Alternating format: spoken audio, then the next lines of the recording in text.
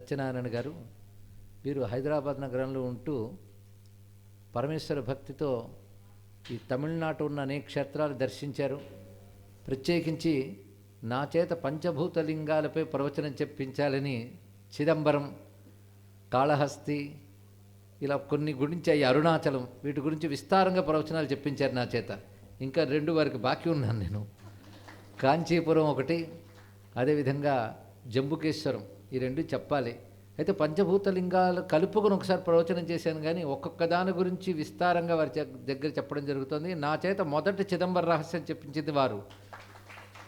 తర్వాత అనేక ప్రాంతాల్లో చివరికి చిదంబరంలో కూడా చిదంబర రహస్యం చెప్పుకునే అవకాశం లభించింది. వారికి ఈ తమిళనాడు ఉన్న శైవాలయాల మీద ఉన్న మమకారంతో మొత్తం 60 మంది నయనార్ల జీవిత చరిత్రని అత్యంత సంక్షేప రూపంలో తీసుకొచ్చారు వారు. ఇక్కడ అది జరుగుతోంది ప్రవచనం అని తెలుసుకుని కొద్ది కాపీలైన ఇక్కడ ఆవిష్కరింపజేయాలనే ఉద్దేశంతో శ్రమ కోర్చి అక్కడి నుంచి కాశీ విచ్చేసి చేశారు. గతంలో చాలా మంచి మంచి గ్రంథాలు వారు ముద్రింపజేశారు. ఒకటి తెలుగువారి సామెతలన్నింటినీ తీసుకుని ఆ సామెతలు ఒకటి సంకలనం చేసి ఆ సామెతలు ఎలా వచ్చాయో తెలియజేస్తూ ఒక పుస్తకాన్ని, అదేవిధంగా త్యాగరాజ స్వామి వారి కృతులకి చక్కటి వ్యాఖ్యానంతో ఒక పుస్తకాన్ని తీసుకొచ్చారు. ఇలా చాలా చాలా చేశారు వారు. ఇప్పుడు మంచి గ్రంథాన్ని తెచ్చారు. ఆ దంపతులకు ప్రత్యేకమైన అభినందనలు, విశ్వనాథన్ ఆశీస్సులు కోరుకుంటూ ఇది భక్తులకు ఉపయోగపడుతున్న ఉద్దేశంతో ఇక్కడ తీసుకొచ్చారు. ఒక్కొక్క నయనారు గురించి క్లుప్తంగా మనం తెలుసుకునే అవకాశం ఉంటుంది. అట్లా మంచి గ్రంథం తెచ్చినందుకు వారికి అభినందనలు అందిస్తూ అంతరాయతిమిరోపశాంతయే శాంతపావనమచింత్య వైభవం తం నరం వపుషి కుంజరం ముఖే మన్మహే కిమపి తుందిలం మహః శరణం కరవాణి శర్మదం తే చరణం వాణి చరాచరోపజీవ్యం కరుణామసృణైః కటాక్షపాతైః కురు మాం అంబకృతార్థసార్థవాహం శారదా శారదాంభోజవదనా వదనాంబుజే సర్వదా సర్వదాస్మాకం సన్నిధిః సన్నిధిం క్రియాత్ విమలపటీ కమలకుటీ పుస్తక రుద్రాక్షసస్తహస్తపుటీ కామాక్షి పక్ష్మలాక్షి కలిత విపంచీ విభాసి వైరించి వాగర్థావివ సంపృక్తౌ వాగర్థ ప్రతిపత్తయే జగతః పితరౌ వందే పార్వతీ పరమేశ్వరౌ గురవే సర్వలోకానాం భిషజే భవరోగిణాం నిధయే సర్వవిద్యానాం దక్షిణామూర్తయే నమః. నారాయణ సమారంభాం వ్యాసశంకరమధ్యమాం అస్మదాచార్యపర్యంతాం వందే గురుపరంపరాం. నారాయణం నమస్కృత్య నరం చైవ నరోత్తమం దేవీం సరస్వతీం వ్యాసం తతో జయముదీరయేత్. కుండలీకృతనాగేంద్రం ఖండేందుకృతశేఖరం పిండీకృతమహావిఘ్నం డుంఢిరాజం నమామ్యహం. విశ్వేశం మాధవం డుంఢిం దండపాణించ భైరవం వందే కాశీం గుహాం గంగాం భవానీం మణికర్ణికాం.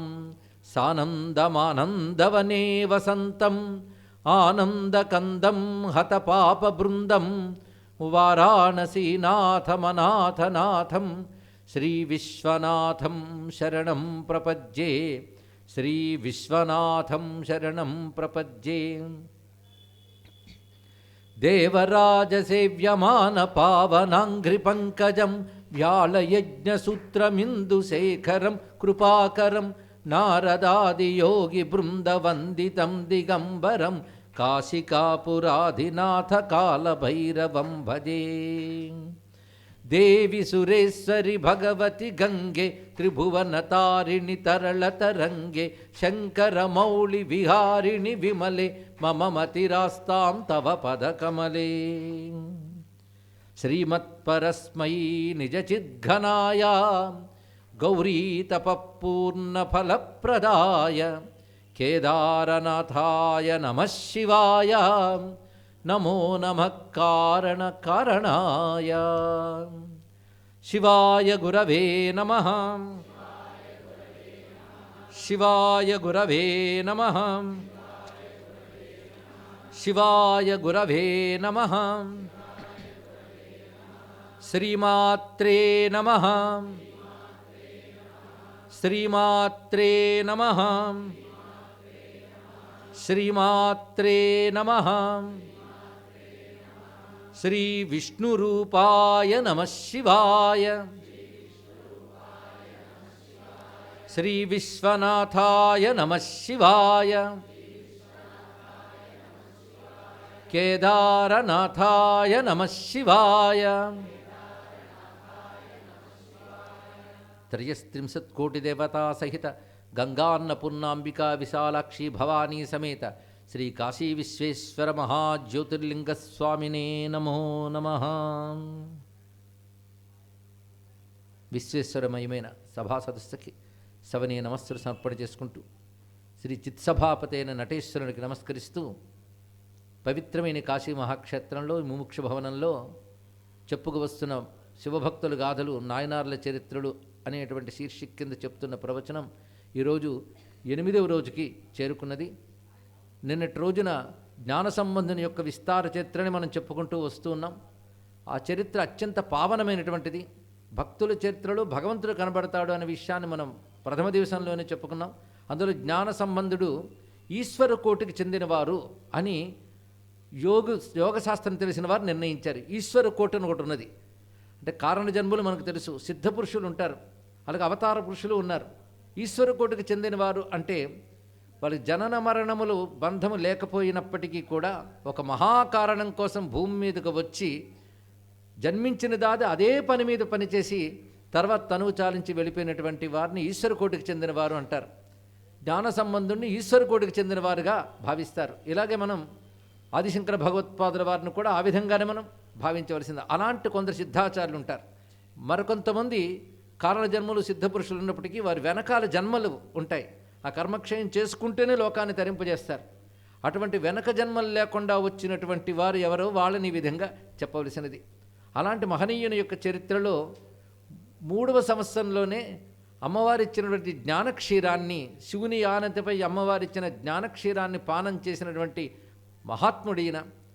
ఆ తర్వాత నిన్నటి రోజున ఉపనయన సంస్కారం పొందిన తర్వాత ఆయన సమస్త వేదములు సారము 5 అక్షరముల మహామంత్రమైన పంచాక్షరియే అని ప్రతిపాదించిన తీరు, అటుపై వివిధ క్షేత్రములు దర్శిస్తూ క్రమంగా మధురై రాణి మంత్రి ఆహ్వానం మేరకు ఆ మీనాక్షి సుందరేశ్వరుడు ఉన్నటువంటి ఆ మహాపట్టణానికి వెళ్ళి అక్కడ ఉన్నటువంటి అన్యమతములతో ఆకృష్టుడై అందులోకి మారినటువంటి రాజుని తిరిగి తన యొక్క తపప్రభావంతో ఆది అయినటువంటి శైవ సిద్ధాంతం వైపు తీసుకొచ్చినటువంటి విధానమంతా నిన్న మనం చెప్పుకున్నాం. దాంట్లో భక్తుని మహిమతో పాటు స్వామి యొక్క మహిమ కూడా బయటపడింది. అత్యద్భుతమైన ఆ చరిత్రలో వివిధ విషయములు గ్రహిస్తూ అటు తర్వాత ఆయన దక్షిణామూర్తి యొక్క సాక్షాత్కారాన్ని భవ్యమైన మధురైలో పొంది ఆయన అనుమతితో అక్కడి నుంచి బయలుదేరుతూ ఉంటే రాజు రాణి మేము కూడా వస్తామన్నట్ట. సరే, వారితో పాటు కలిసి ఆయన వెళ్ళినది ఎక్కడికి అంటే మరికొన్ని క్షేత్రములు, అందులో రామేశ్వర క్షేత్రం గురించి ప్రస్తావన చేసుకున్నాం. ఆ రామేశ్వరాన్ని అక్కడ దర్శించి అక్కడ రాముని చేత పూజింపబడినటువంటి శివుని వివిధములైన పదిగాలతో కీర్తించారు అని చెప్పుకున్నాం. అంటే రామేశ్వర క్షేత్రం ఈయన వెళ్ళారు. అంతేకాదు ఆ సమయంలో ఆ లంకాద్వీపంలో ఉన్నటువంటి పరమేశ్వరుని తలంచుకున్న పదిగాలు ఇక్కడ పాడారు అన్నారు. ఇక్కడ అంటే ఆ రామేశ్వరం దగ్గర ఉంటూనే ఆ లంకలో కూడా కొన్ని ప్రతిష్ఠితమైన శివలింగములు ఉన్నాయి. శ్రీలంక ఎవరైనా వెళ్ళినట్లయితే వాళ్ళకి తెలుస్తుంది, అక్కడ కూడా రామ ప్రతిష్ఠితములైన లింగములు ఉన్నాయని చెప్తారు. ఇక్కడ మొత్తం రామేశ్వరం యుద్ధానికి పూర్వం, రావణునితో యుద్ధానికి పూర్వం రామచంద్రమూర్తి అక్కడ లింగ ప్రతిష్ఠ చేసినట్లుగా మనకి శివపురాణం చెప్తున్నది. కూర్మ పురాణం కూడా ఈ విషయాన్ని ప్రస్తావన చేస్తున్నది. మరికొన్ని చోట్ల యుద్ధానంతరం చేసేవి అంటే అది రామేశ్వరుని చెప్పనవసరం లేదు, మరికొన్ని వేరే లింగములు కూడా రామచంద్రమూర్తి ప్రతిష్ఠ చేయవచ్చు. ఎన్నో రామ పేరుతో ఉన్నటువంటి లింగములు ఉన్నాయి, రామలింగములు అని. మన తెలుగునాట అనేక రామలింగేశ్వర క్షేత్రములు ఉంటూ ఉంటాయి. మొత్తానికి అక్కడ స్వామిని కీర్తించి అటు తర్వాత ఆయన చోళ దేశంలో ప్రయాణం చేయాలని అనుకున్నాడు. అప్పుడు రాణి మొదలైన వారందరినీ కూడాను తిరిగి మధురైకి పంపించి తండ్రిని కూడా నువ్వు ఇంకా శీర్గాలి వెళ్ళాలి, అని చెప్పి అటు తాను అక్కడ యజ్ఞక్రియలు అవి చూసుకోవాలని చెప్పి తాను బయలుదేరి వెళ్తున్నాడు. ఆ వెళుతున్నప్పుడు ఆ నదిని దాటాలి అంటే నది మంచి ప్రవాహంలో ఉన్నది. పడవవారు కూడా అక్కడ గుంజలికి కట్టి ఉంచారే తప్ప పడవలు కట్టట్లేదు వాళ్ళు నదిలోకి. ఆ సమయంలో ఈయన అక్కడ ఆ తీరంలో ఉన్న దేవతలను చూడాలంటే శ్రద్ధతో అక్కడ తిరుక్కోళముత్తూరు అనే స్వామి ఉన్నాడు.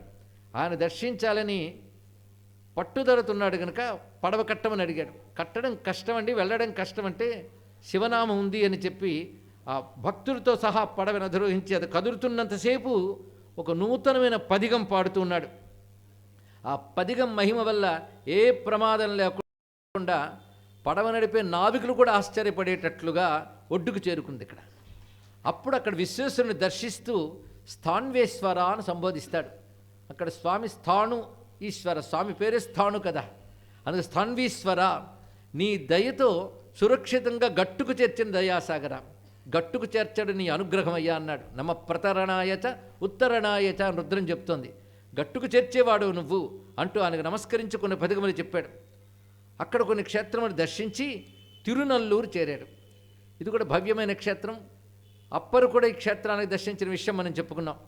అక్కడ స్వామికి నమస్కారం చేస్తూ నీ దయ వల్లే మధురైలో నీ తత్వాన్ని మేము ప్రతిపాదించేటప్పుడు నీపై రచించిన పత్రము అగ్నిలో వేసినా దగ్ధం కాకుండా పచ్చగా వచ్చినది నీ దయ వల్లనే అని కృతజ్ఞతాపూర్వకంగా ఆయనపై పదిగం చెప్పి అట్నుంచి తిరుతెలిచ్చేరి అని ప్రాంతం చేరుకున్నారు. అక్కడ శివుని కీర్తన చేసి వెళ్తూ ఉంటే అక్కడ బోధిమంగై అని ఒక ప్రాంతం ఉంది.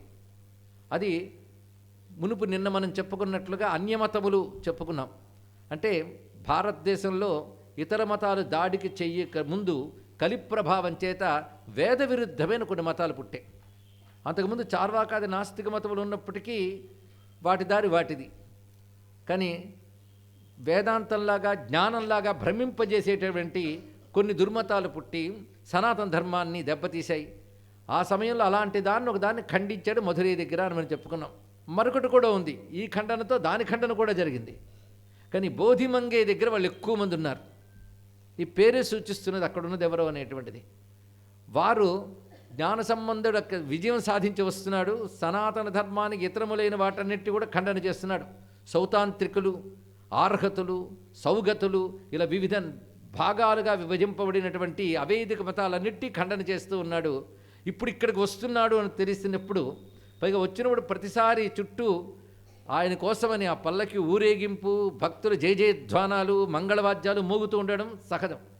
ఆ హడావిడిగా కోలాహలంగా వస్తూ ఉంటే ఇక్కడ ఉన్నటువంటి వారికి మనస్సు చాలా బాధపడింది. ఎందుకంటే మేము నిర్మూలించాలనుకున్న సనాతన ధర్మం మరింతగా ఈయన వల్ల శోభాయమానం అవుతుంది అనేటువంటి కోపంతో కొంతమంది గుంపుగా వచ్చి, నువ్వు వాద్యములు జైవాద్యాలు మోగిస్తున్నావు, ముందు మమ్మల్ని జయించిన తర్వాత ఆ వాద్యములు మోగించు అన్నారు. అయితే జయించడం దేంతో? వాదనతోనా మహిమతోనా అని ప్రశ్నమిస్తే దేనితోనైనా మమ్మల్ని జయించు చూద్దామన్నారు.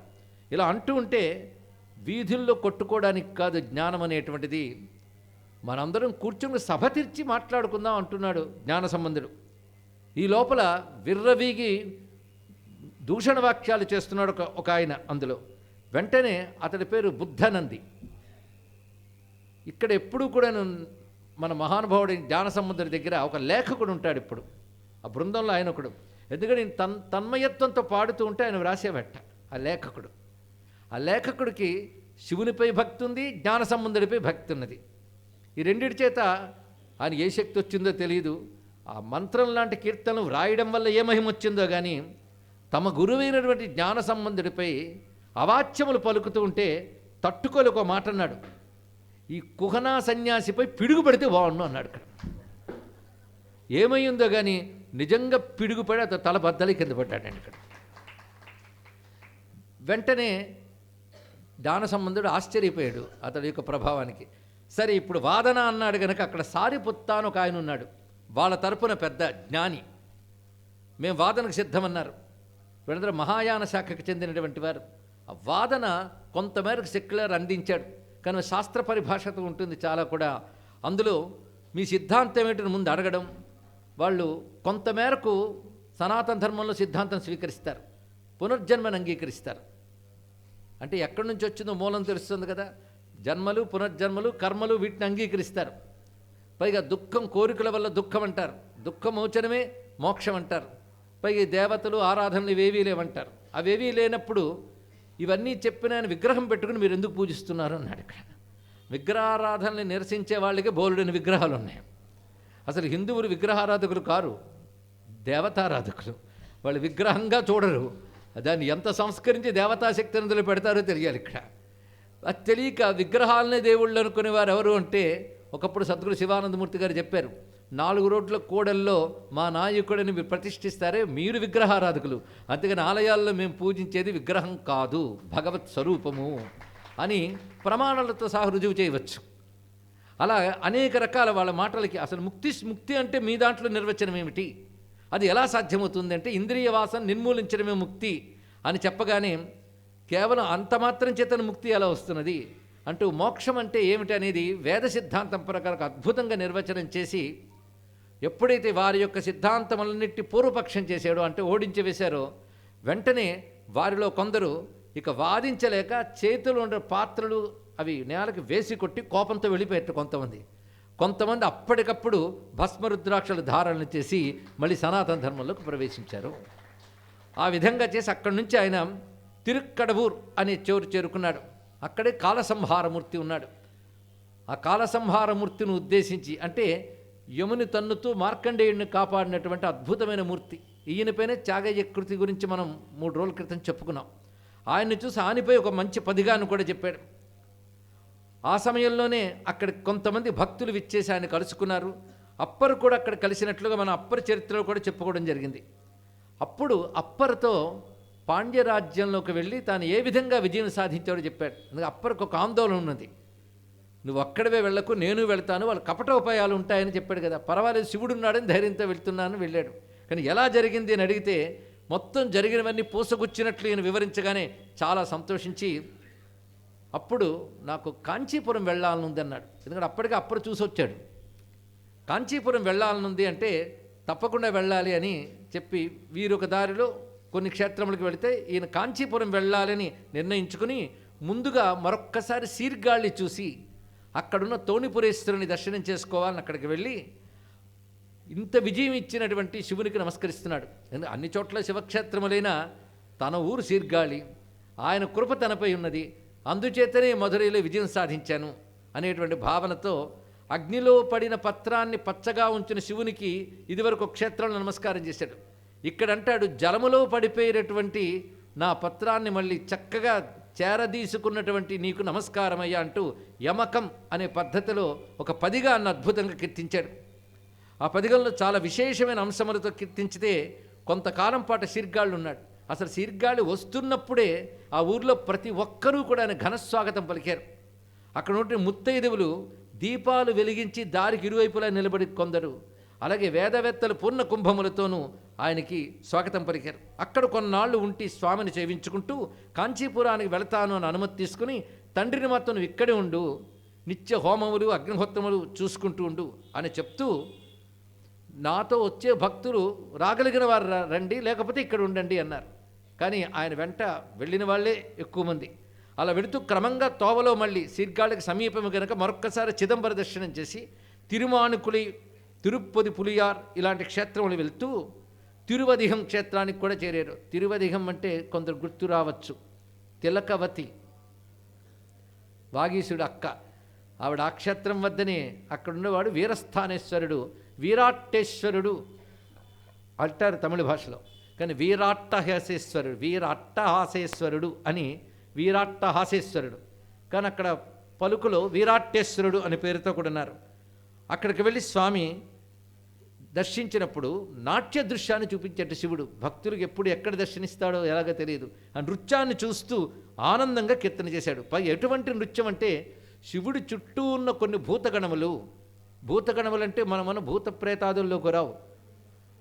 హనుమంతుడు కూడా భూతేభ్యశ్చంజలిం దత్వా అని వర్ణిస్తారు సుందరకాండలో. భూతగణములు అంటే మన కంటికి కానరాని సూక్ష్మ భూమికల్లున్న దివ్యశక్తులని అర్థం ఇక్కడ. అలా కైలాసాల్లో కూడా అలాంటి దివ్యశక్తులు ఉంటాయి.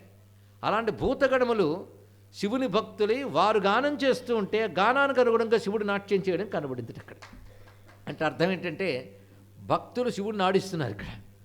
వారి పాటకు అనుగుణంగా నాట్యం చేస్తున్నారంటే భక్తవాత్సల్యం అది. అలాంటి గణములతో ఆయన ఆ విధంగా ఎప్పుడైతే అనుగ్రహించాడో అది చూసి కీర్తన చేసి అట్నుంచి తిరువామత్తూర్, తిరుకోవలూర్ అని వెళుతూ క్రమంగా తిరువన్నామలై అక్కడికి కనబడింది. అక్కడ ఉన్నటువంటి అరణ్యాల్లోంచి తిరువన్నామలై పర్వతము ఇవన్నీ గోచరించాయి. ఆనందపరసుడైపోయాడు. ఇంతవరకు తిరువన్నామలై చేరుకోలేదు. తిరువన్నామలై అంటే అరుణాచలం. ఆ అరుణాచలం యొక్క శిఖరం చూసి ఆనందపరసుడైపోయి అరుణాచలానికి వెళ్ళాలి అని నిశ్చయించుకున్నాడు. ఇంత కాంచి వెళదామని బయలుదేరినవాడు ఇప్పుడు అరుణాచలం చూడాలని అటు వెళ్తున్నాడు. వెళుతున్నప్పుడు అంత అరణ్యములు, ఇప్పట్లాంటిది కాదు కదా, అరణ్యములతో కూడి ఉన్నది. కానీ భక్తులైనటువంటి వారు అత్యంత శ్రద్ధతో అక్కడికి చేరుకునేవారు వివిధ మార్గముల ద్వారా. అక్కడ పర్వత రూపంలో పరమేశ్వరుడు ఉంటాడు, ఆలయంలో లింగ రూపంలో కూడా ఉంటాడు. ఇది ఏనాటిదో ఈ క్షేత్రం చెప్పాలని సృష్టి ఆది నాటిదే అని చెప్పుకోవాలి. అందుకే ఒక కార్బన్ టెస్ట్లో బయటపడింది ఏంటంటే అరుణాచల పర్వతపు రాయి సృష్టి ఆదియందు ఏర్పడినటువంటి శిలల కాలానాటిది అని తీర్మానించారట. అత్య ప్రాచీనమైనటువంటిది. పరమేశ్వరుడు మహాలింగంగా వ్యక్తమైనప్పుడు మొదటి క్షేత్రముగా ఆ దివ్యమైనటువంటి అరుణాచలంలో వెలసి ఉన్నాడు. అచల రూపంలో ఉన్నాడు, లింగ రూపంలో ఉన్నాడు. మరొకటి దక్షిణామూర్తి రూపంలో ఉంటాడు, కానీ అందరికీ దర్శనీయం కాదు. అది చూడగలిగే సిద్ధులు వేరు అని రమణ మహర్షి చెప్పినటువంటి వృత్తాంతం ఈ సమయంలో స్మరణకు వస్తున్నది.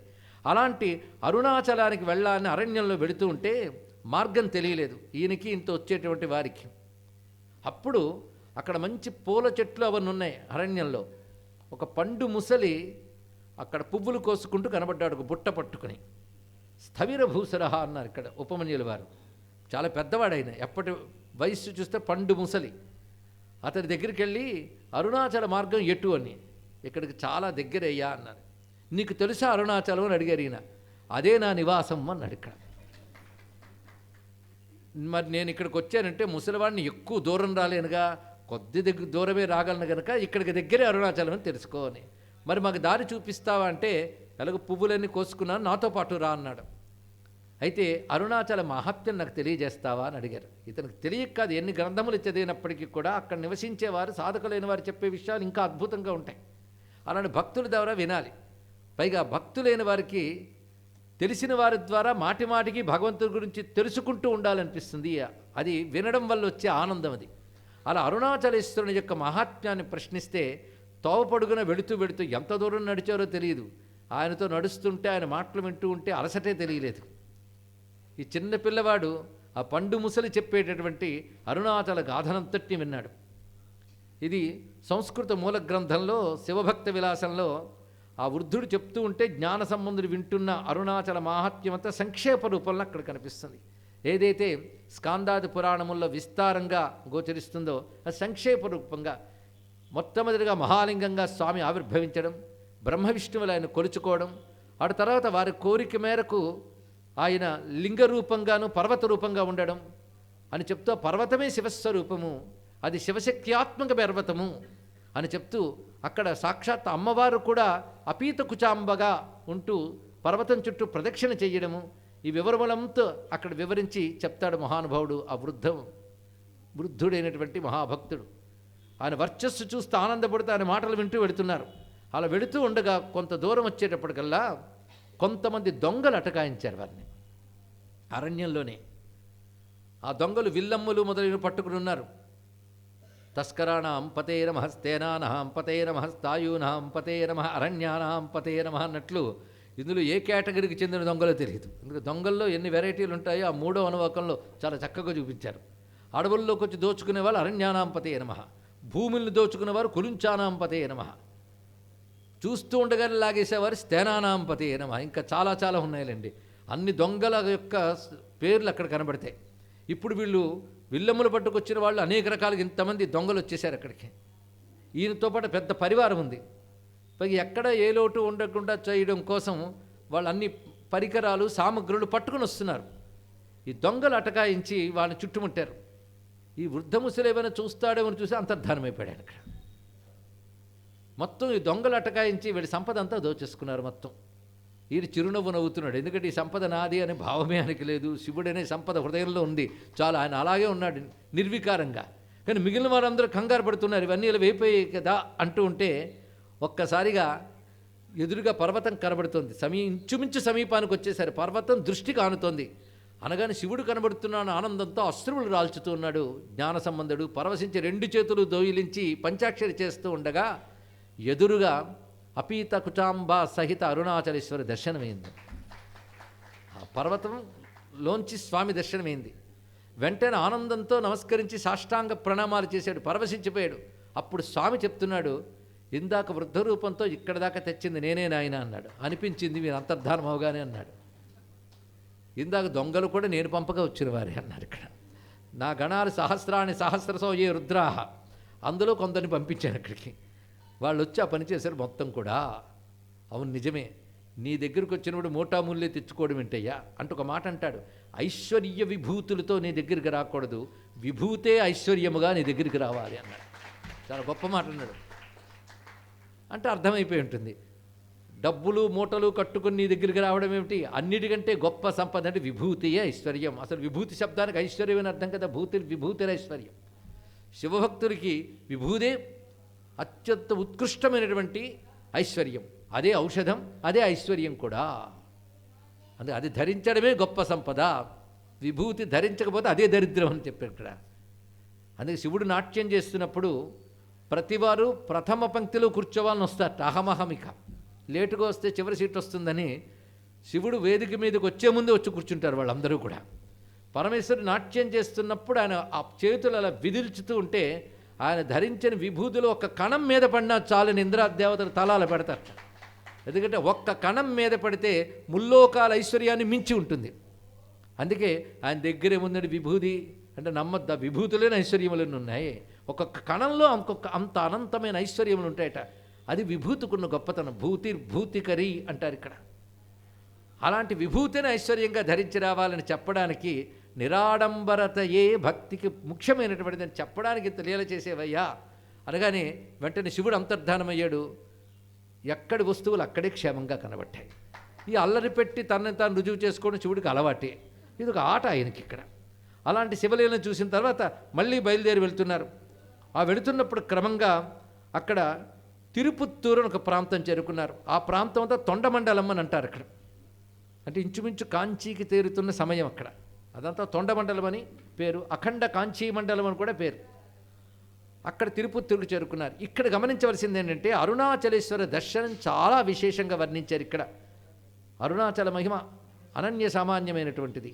అలాంటి భవ్యమైన అరుణాచలంలో ఆ పర్వతానికి ప్రదక్షిణ చేశాడు జ్ఞాన సంబంధుడు తన యొక్క భక్తగణంతో కలిసి. మొత్తం అక్కడ పల్లకి ఎక్కి కాదు, కాలినడకనే ప్రదక్షిణ చేశాడు.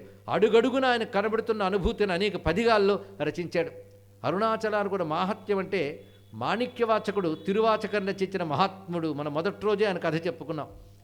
ఆయన ఈ క్షేత్రానికి మార్గశీర్ష మాసంలో వచ్చినప్పుడు పరవశించి ధనుర్మాస సంబంధమైనటువంటి పాశురములు చాలా రచించాడు ఆయన. అవి తిరువెంబావై అని చెప్పబడతాయి. అది రచించింది మాణిక్యవాచకుడు, అరుణాచలంలో రాశాడు ఆయన. ఇప్పటికీ శివభక్తులు ధనుర్మాసంలో వాటిని కీర్తిస్తారు.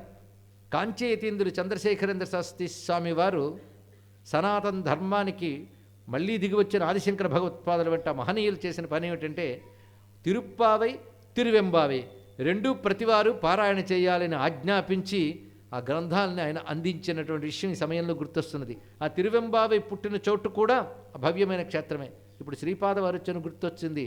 తిరువెంబావైపై కొన్ని రోజులు ప్రవచనం చేయాలని వారు కోరుకుంటే ప్రవచనం చేసడం కూడా జరిగింది. ఇది వరకు తిరువెంబావై ప్రవచనం చేసిన భాగ్యం పరమేశ్వరుడి దైవల్ల లభించింది. అది రచించింది మాణిక్యవాచకుడు.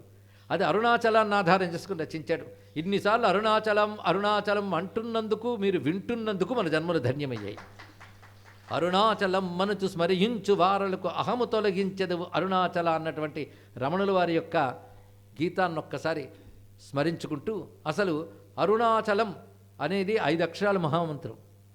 ఆ మాట చాలు. ఎలాగైతే శివచిదంబరం నందనార్ కథలో చెప్పుకున్నాం, అలాగే అరుణాచలం అది క్షేత్రం పేరు, కొండ పేరు కాదయ్యా, శివుడి పేరే అన్నారు ఇక్కడ. అది గమనించవలసింది. అక్కడ అరుణం శక్తి, అచలం శివుడు. అచలోయం సనాతన అన్నారు కదా. అచలం అంటేనే శివుడు స్థాణు, అరుణం అంటే అరుణాం కరుణాతరంగితాక్ష్యం. కనుక రెండూ కలిపితే అరుణాచలం అనగానే శక్తి సహిత శివుడే అని అర్థం. ఆ మాటలోనే అంత అద్భుతమైన విషయం ఉన్నది. కనుక అరుణాచల శివ అన్నది మంత్రమే, సప్తాక్షర మహామంత్రమైంది. అరుణాచల అన్న శివుని పేరే.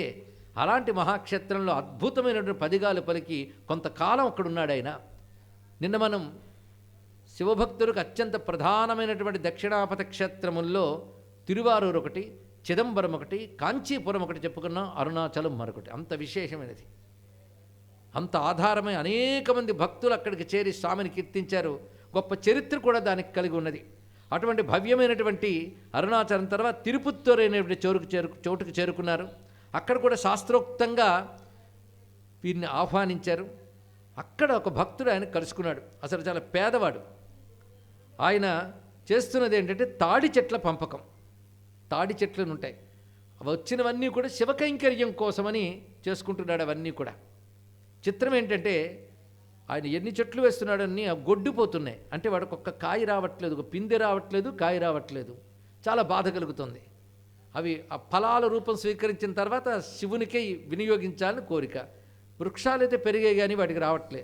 దానితో అక్కడ ఉన్నటువంటి ఈ అన్యమతస్థులు ప్రతి చోట ఆ సమయంలో ఆక్రమించి ఉండేవారు. ఆ కాలంలో ప్రతి చోట ఈ భగవానుడు పనుపున ఇతను రావడం, వాళ్ళ బుద్ధులు మార్చడం జరుగుతుంది.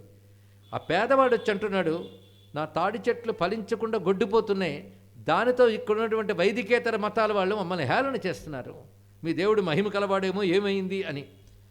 అది చెప్పగానే ఒక్కసారి ధ్యానించి శివుని నుతిస్తూ ఒక పదిగం పాడాడు మహానుభావుడు జ్ఞాన సంబంధుడు. పాడిన వెంటనే చూస్తూ ఉండగా తాడి చెట్టుపై పిందెలు వచ్చాయండి. అవి క్రమంగా పెద్దై పండి ఎక్కువ కాలం విరామం లేకుండా దానితో పరవశించిపోయాడు. అక్కడ ఉన్నటువంటి ఈ హైందవేతర మతాల వాళ్ళు సిగ్గుపడి రుసరుసలాడుతూ అక్కడి నుంచి వెళ్ళిపోయారు. అంటే మహాత్ముడు మహిమతో సాధించింది ఎంతో చూడండి ఇక్కడ. ఎందుకంటే వాదనలతో జ్ఞానంతో వాళ్ళ బుద్ధి మార్చుదామంటే జ్ఞానాన్ని అంగీకరించడానికి ఒక జ్ఞానం ఉండాలిగా, అది కూడా బాగా తెలుసుకోవాల్సింది.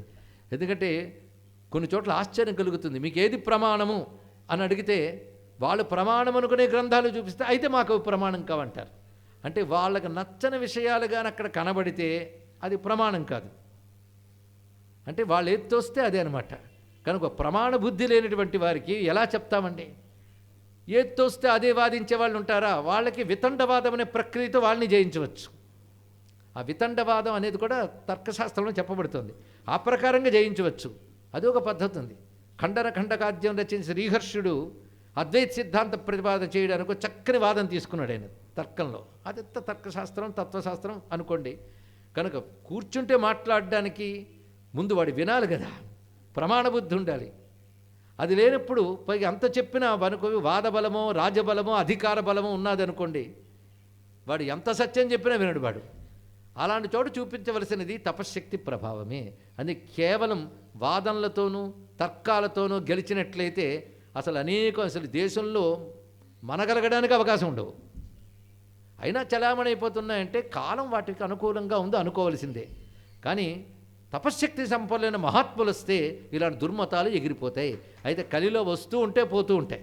పోతూ ఉండడానికి కారణం ఏంటంటే మహాత్ములు అప్పుడప్పుడు వస్తుంటారు. ఆదిశంకరులు లాంటి వారు, తత్పూర్వం వచ్చినటువంటి జ్ఞాన సంబంధులు లాంటి వారు, వీరి చరిత్ర మనం గమనించేటప్పుడు మహాశివభక్తులు, దృఢమైనటువంటి అచంచలమైన విశ్వాసం కలిగిన వాళ్ళు, శివాంకితమైన జీవనం కలవారు. అంతేకాదు శివుని నుంచి ఏదో కోరుకోకుండా శివునే కోరుకున్నటువంటి వారు వీరు. అటువంటి మహాభక్తులు ఒకవైపు, రెండవది వాళ్ళ తపప్రభావం ఆ రోజుల్లో ఎలా పవిత్రం చేసింది ఈ దేశాన్ని అనేటువంటిది కూడా ఈ కథలో తెలుసుకోవాల్సిన గొప్ప అంశం. ఇటువంటి మహిమ చూపించిన తర్వాత ఆ పేదవాడు స్వామివారి పాదాలకు నమస్కారం చేసుకున్నాడు. అక్కడి నుంచి కాంచీపురానికి చేరుకున్నారు. ఈ కాంచీపురంకు వచ్చేటప్పటికల్లా అప్పటికే ఆ పురంలో పందిరులు వేసి స్వాగతం పలుకుతున్నారు. ఆ నడిచే తోవల్లో ఎక్కడ ఎండబాధ చలిబాధ లేకుండా ఉండడానికి పందిరులు వేసి నేలంతా శుభ్రం చేసి ఉంచి, స్త్రీలు జ్యోతులు పట్టుకుని, అలాగే బాలలు మొదలైన వారు సుగంధ జలాలు జల్లుతూ, పెద్దలు పూర్ణ కుంభాలు పట్టుకుంటూ బారులు తీర్చి అటు ఇటు నిలబడి చక్కగా పిలుస్తుంటే, నాట్యం తెలిసిన నర్తకీమళ్ళు నర్తనలు చేస్తూ, సంగీతం తెలిసిన వారు గానం చేస్తూ, వేదమూర్తులు వేదం చదువుతూ ఈయనకు ఆహ్వానం పలికారు. అంతేకాదు పూల పుప్పొడులు తీసుకుని ఆయనపై జల్లుతున్నారు. ఇలా క్రమంగా ఆయన కాంచీపురంలో అడుగుపెట్టి ఏకాంబరేశ్వర సన్నిధికి వెళ్ళి ఆనందపరచుడి. అసలు గోపురంలోకి వెళుతూనే 2 చేతులు తలపై పెట్టుకుని అశ్రువులు రాల్చుతూ ప్రళయజిత్ క్షేత్రమైనటువంటి కాంచీపురం ప్రళయకాలంలో కూడా చెక్కు చెదరదన్నారు. అలాంటి ప్రళయకాలంలోనే ఒక దివ్యమైన ఆమ్రవృక్షంగా ఉండి మొత్తం సృష్టినంతటి తనలోకి లాక్కుని ఒక మామిడి పండు రూపంలో పరమేశ్వరుడికి ఉన్నాడు. తర్వాత సృష్టి ఏర్పడినప్పుడు అందులోంచి వృక్షం వచ్చిందిట. అందులోంచి వచ్చిన వృక్షమే అనేక శాఖలతో విస్తరిల్లిన వేదము. ఆ వేద వృక్షమే ఏకామ్ర వృక్షము. దానికి మూలమేది? ఆమ్ర బీజం. అది ఎవరు? పరమేశ్వరుడే. అంటే శివుడే బీజముగా వేద విద్య వృక్షముగా వచ్చింది అనేటువంటి అద్భుతమైన భావం అక్కడ కనబడుతుంది. అలాంటి ఏకామ్రేశ్వరుని నమస్కరించి అతి సుకుమారి అయినటువంటి హైమవతి బాలగా నీ కోసం తపస్సు చేసి వస్తున్న కంపానది ప్రవాహం నీ శివలింగమును ముంచేయకుండా ఉండాలని గట్టిగా ఆలింగనం చేసుకుంది. అప్పుడు నువ్వు పులకించిపోయావు. అలా పులకించిపోయిన ఏకామ్రనాథ నీకు నమస్కారము అంటూ అద్భుతమైన పదిగాలు పలుకుతూ స్వామికి సాష్టాంగ నమస్కారం చేసి అటు నుంచి క్రమంగా స్వామి యొక్క వివిధ స్థలములు ఉన్నాయి మన కాంచీక్షేత్రంలో. అది తెలియాలంటే మళ్ళీ కాంచీక్షేత్ర మహాత్మ్యమని కాశీఖండం వలనే కాంచీఖండం అని స్కాందపురంలో విస్తారమైన గ్రంథం ఉంది. ఎన్ని రకాల శివక్షేత్రాలు అక్కడ ఉంటాయి.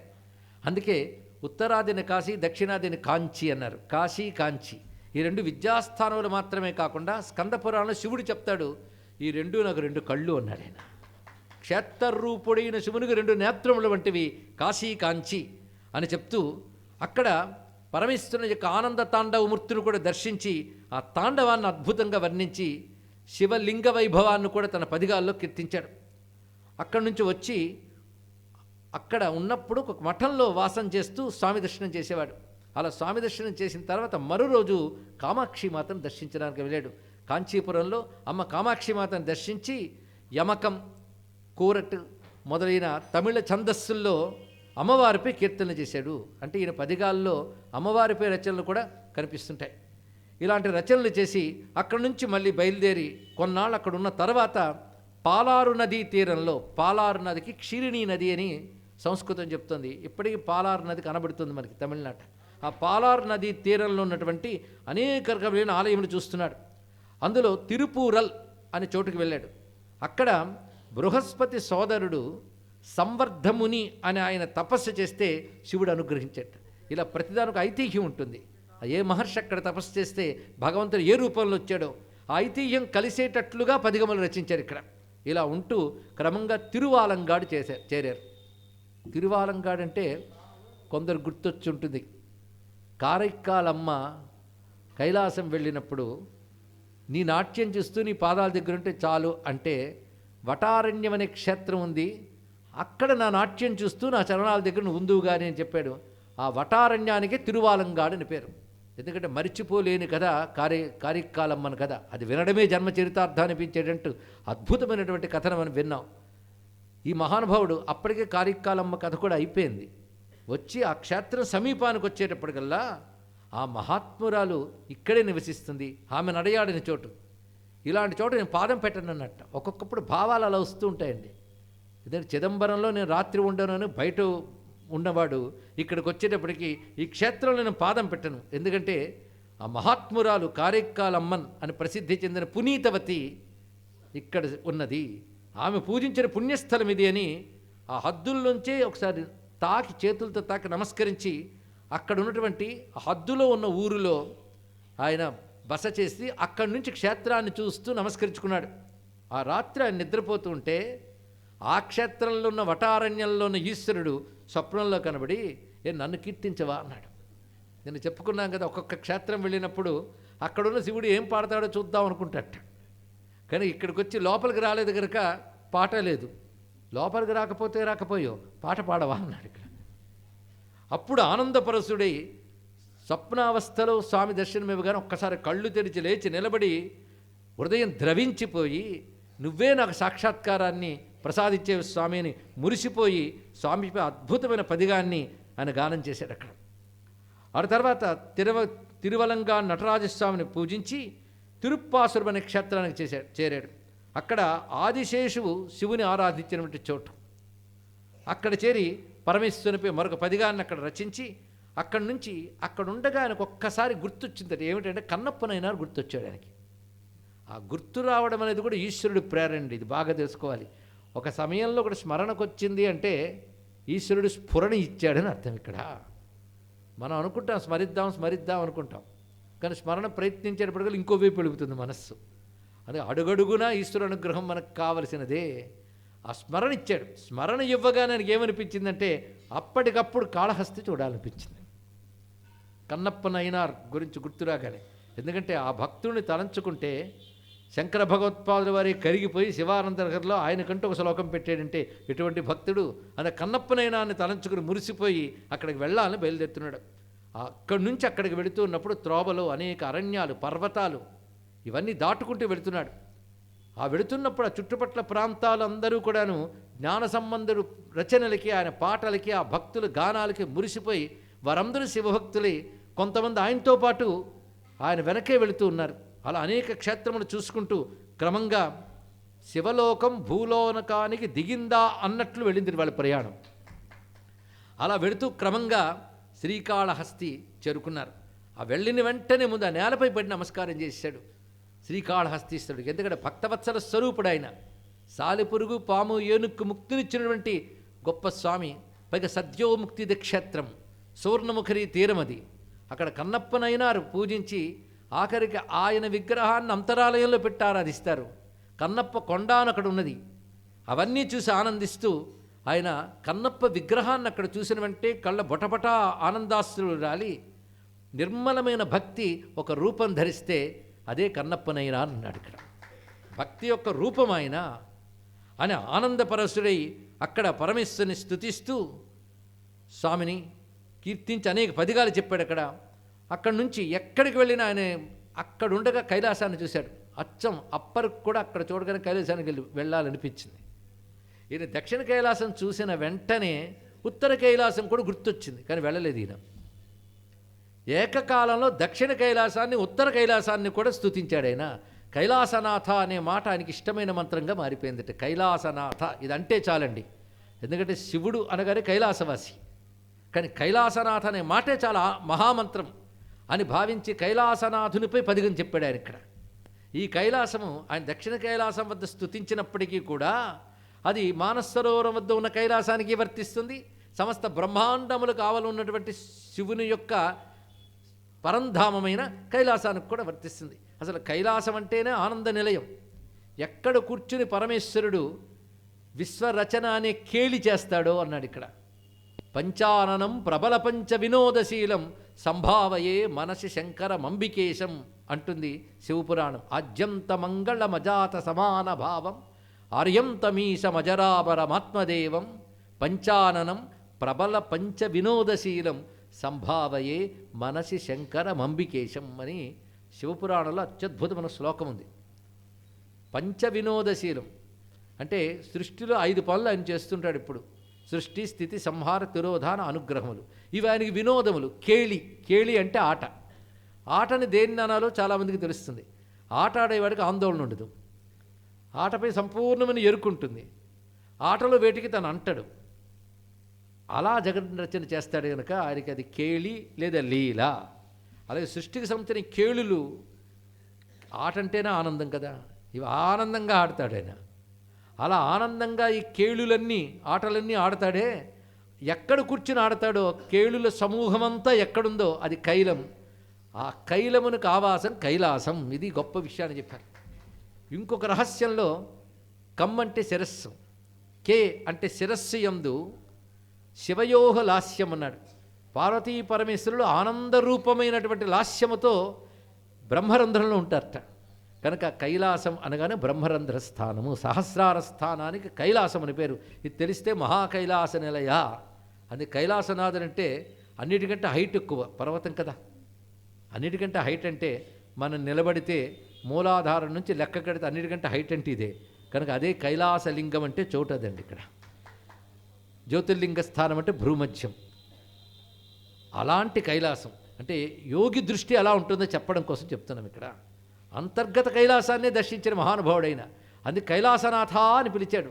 అసలు శివనామాల్లో కైలాసనాథ గొప్ప మంత్రం అండి. కైలాసనాథాయ నమశివాయ చాలు. అటువంటి కైలాసనాథుని స్తుతించాడు ఆయన. అంటే కాళహస్తి నుంచే ఆ స్తుతి చేశాడు.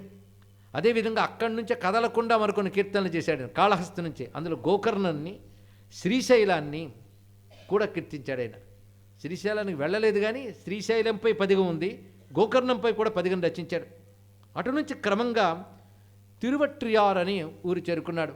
అది చెన్నైకి సమీపంలోనే ఉంటుంది తిరువట్రియార్. దాని గురించి నిన్న చెప్పుకున్నాం, మొన్న నా మధ్య అప్పర్ కథలో కూడా వచ్చింది. చాలా ముఖ్యమైన క్షేత్రం అది. ఇప్పుడు దానికి సంబంధించి ఒక లోకల్ రైల్వే స్టేషన్ కూడా ఇక్కడ ఉంటుంది, తిరువత్తియార్ అని రాసి ఉంటుంది. తిరువట్రియార్ దాని పేరు. అక్కడ పరమేశ్వరుడు వల్మీకేశ్వరుడుగానే ఉంటాడు. త్యాగరాజ స్వామి కూడా ఆయన దర్శించినట్లుగా కొన్ని కీర్తనలు మనకు తెలుస్తూ ఉంటాయి. ఆ క్షేత్రానికి చేరుకున్నాడు. అక్కడ స్వామిపై కీర్తనలు పాడుతూ కొద్ది రోజులు ఉన్నాడు. అక్కడికి వచ్చాడని తెలియగానే మైలాపూర్ కూడా వాగీశ్వరుడు కథలు మనం చెప్పుకున్నాం. చెన్నైలోనే ఇప్పుడు మనకు కనబడుతుంది మైలాపూర్. అప్పుడు వేటికవే ఊళ్ళవి. ఆ మైలాపూర్ సముద్ర తీరంలో ఉన్న అత్యద్భుతమైనటువంటి శివాలయం. ఆ మైలాపూర్ దగ్గర ఒక భక్తుడు ఉండేవాడు. ఆయన పేరు శివనీశర్. ఈ శివనీశర్ అనేటువంటి వాడు వైశ్య శిఖామణి, చక్కని వ్యాపారవేత్త, ధార్మికుడు, అపారమైన శివభక్తుడు. ఆయనకు కుమార్తె కలిగింది, మహాసౌందర్యవతి. పసితనం నుంచి ఆమెలో ఉన్నటువంటి దివ్యత్వం గోచరిస్తుంటే మురిసిపోయేవారు తల్లిదండ్రులు. ఆమె క్రమంగా ఒక 7 ఏళ్ల పాప అయినప్పుడు మనస్సులో అనుకున్నాడు, ఈమె యుక్త వయస్సు రాగానే శీర్గాళిలో ఉన్నటువంటి శివభక్తుల కుటుంబానికి సంబంధించిన మహానుభావుడైన సంబంధరికే అప్పగిస్తాను, ఈమె ఆయనదే అని మనసులో భావన చేశాడు. సంబంధరికి అప్పగిస్తానని మనసులో అనుకున్నాడు 7 ఏళ్ల పాపగా ఉన్నప్పుడే. అయితే ఒకరోజున ఆమె తన తోటి బాలికలతో కలిసి వెళుతుంటే తోటలకు పాము కాటు వేసి మరణించింది. ఆమె పేరు తమిళంలో పుంపావై. ఉపమన్యువు పుష్పాంఘ్రి అని పేరు చెప్పాడు. ఆమె పేరు పుష్పాంఘ్రి అంటే పువ్వు లాంటి మెత్తని పాదాలున్నది అని చెప్పడం. ఆమె ఆ విధంగా మరణించింది. 7 వర్ష ప్రాయానికే మరణించింది. చూసిన వారందరూ ఇలాంటి అమ్మాయి భూమి మీద ఉండడమే కష్టము అనుకుంటూ ఉంటే ఆమె కాస్త ఇలా మరణించగానే ఇంచుమించు అందరికీ దుఃఖం కలిగింది. ఆయన ఏమనుకున్నాడంటే తన యావదాస్తితో పాటు ఈమెని జ్ఞాన సంబంధుడికి ఇచ్చేయాలనుకున్నాడు మనస్సులో. ఆ మరణించగానే చాలా దుఃఖం కలిగి, నేను ఆయనకు అప్పించిన అమ్మాయి ఇలా పోయిందే, ఇప్పుడు చేసేదేముంది అనుకున్నాడు.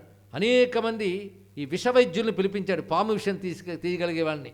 వాళ్ళు 3 రోజులు ప్రయత్నించారట, వల్ల కాలేదు. ఆఖరి ఇంకా మరణించినట్టే నిర్ణయించేసాక అప్పుడు ఆమెను దగ్ధం చేశాక చితాభస్మంతో కలశంలో పెట్టుకున్నాడు. తెచ్చిపెట్టి ఇంట్లో ఒక మందిరంలో పెట్టి రోజు జ్ఞాన సంబంధుడికి చెందిన ఈమె నా కూతురు కాదు అనుకుంటూ ఆమెను ఆరాధన చేసేవాడు. ఎప్పటికైనా జ్ఞాన సంబంధుల అనుగ్రహం రాకపోతుందా అంటూ. ఇప్పుడు తిరువట్రియార్ జ్ఞాన సంబంధులు వచ్చాడని తెలియగానే వెంటనే మైలాపూర్కి కూడా వస్తాడని తెలుసుకుని అక్కడన్నీ ఏర్పాట్లు చేశాడు. మొత్తానికి ఆ దర్శనం చేసుకుని మైలాపూర్ కపాలీశ్వర దర్శనం కోసమని వస్తూ ఉన్నారు జ్ఞాన సంబంధుడు. ఆ వస్తూ ఉన్నప్పుడు ఈయన వెళ్ళి ఆ పల్లకిలో దిగిన వెంటే పాదాలకు నమస్కారం చేశాడు. చేసి కళ్ళీళ్ళు పెట్టుకుంటూ కథని చెప్పి, ఆ చితాభస్మ కలశం అలాగే ఉంది, మీ దృష్టి పడితే చాలు, దాని తర్వాత ఏం చేయాలో తర్వాత చేసుకుంటాను అన్నాడు.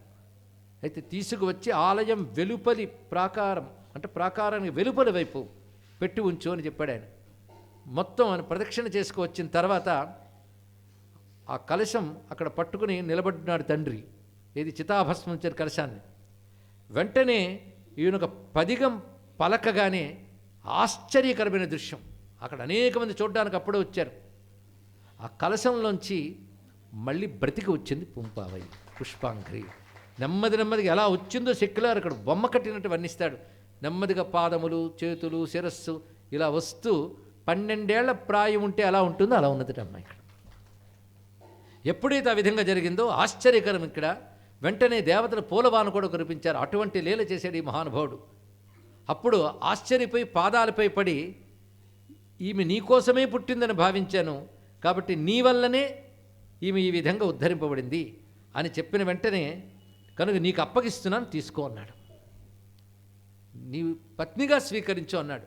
వెంటనే కూడదు, నేను ఈమెకి జన్మనిచ్చిన వాడిని గనక నేను తండ్రి తప్ప ఇలా కాదు అని ఎప్పుడైతే అన్నాడో, పైగా ఇంకా ఇతను వాదించబోయాడు. కానీ ఇతను శాస్త్ర ప్రమాణములతో చూపించాడు, ఈమె తగినది, పత్నిగా తగినది కాదు అని చెప్పి, కానీ నీకని నేను చెప్పిన తర్వాత మరొకరికి ఇవ్వలేను కదా అన్నాడు. ఆమె శివాంకిత అన్నాడు, శివునికి అంకిత అయిపోయి ఉన్నటువంటిది అని చెప్తే అక్కడి నుంచి ఆమె ఎలా ఉండాలని సూచించాడు. శివభక్తులకు నిరంతరం భక్తితో భోజనం పెడుతూ శివభక్తుల్ని సేవిస్తూ శివుని ఆరాధించడమే ఆమె జన్మకు సాఫల్యము అని ఒక్కసారి ఆశీర్వచనం ఇచ్చాడు. ఎప్పుడైతే ఆ మాట విన్నాడో దాని ప్రకారంగా ఆ విధమైన సేవకు తగ్గట్టు ఏర్పాటు చేసి ఆమె ఒక యోగినిగా ఉండిపోయి శివకైంకర్యం చేస్తూ జన్మని చరితార్థం చేసుకుంది. ఈ విధంగా అనుగ్రహించినటువంటి వాడు క్రమంగా ఆ మహిమ అందరూ గానం చేయడం మొదలుపెట్టారు. అప్పుడు కపాలేశ్వర దర్శనంకి వెళ్ళి అంటాడు, కరుణామూర్తి అయినటువంటి కపాలీశ్వరుడు బ్రహ్మదేవుడు మొదలుకొని సమస్త ప్రాణికోట్లకు కూడా ఆయనే రక్షకుడు, సంరక్షకుడు అని స్తుతించి అక్కడి నుంచి తిరువాన్మియూరు చేరుకున్నాడు. ఈ తిరువాన్మియూరు కూడా మనం వాగీశ్వరుడు వెళ్ళినప్పుడు చెప్పుకున్నాం. అక్కడ మరుందేశ్వరుడు అనే పేరుతో పరమేశ్వరుడు ఉంటాడు. అక్కడ ఒక పదిగం చెప్పాడు. ఇది ప్రశ్నోత్తర రూపాలతో ఉంటూ ఉంటాయండి. ఈ పదిగములకు చాలా మహిమ ఉంటుంది. ఈయన చెప్పిన అనేక పదిగములకి ఇది మరుందేశ్వరుడు మహిమ, అంటే ఔషధీశ్వరుడు అని చెప్పచ్చు. ఇలా ఈయన పదిగములు ఎప్పటికీ గానం చేస్తూ ఉంటారు. ఒక తమిళ సోదరి పరిచయం అయితే మా ఇంట్లో ఈ పదిగాలు పాడుకుంటూ ఉంటామండి అని చెప్పింది. మన వైపు తెలియదు కానీ తమిళనాట నేటికి శివభక్తులు గానం చేస్తుంటారు. ముఖ్యంగా ఈయన మధురైకి బయలుదేరే ముందు నీకు రక్షణగా వస్తాము అని అప్పరన్నప్పుడు శివుడే రక్షకుడని బయలుదేరాడు ఆయన.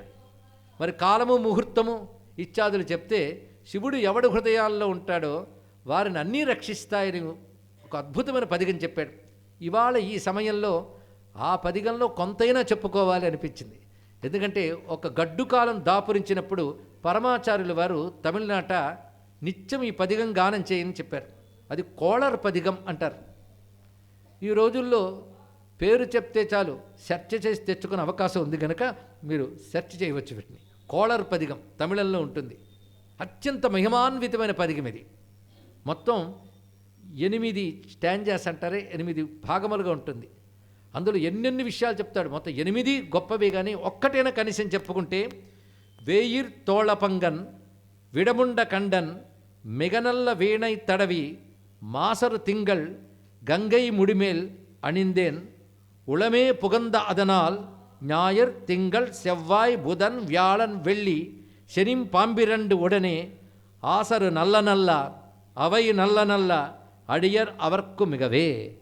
ఇదొక పాదం అండి. ఇందులో విశేషం ఏంటంటే వేయిర్ తోళపింగన్ అంటే సగము మేనులో కాంతని పెట్టుకున్నవాడు అంటే అర్ధనారీశ్వరుడు. విడముండకంఠన్ అంటే నీలకంఠుడు. వీణావాదన కుశలుడు అన్నారు ఇక్కడ.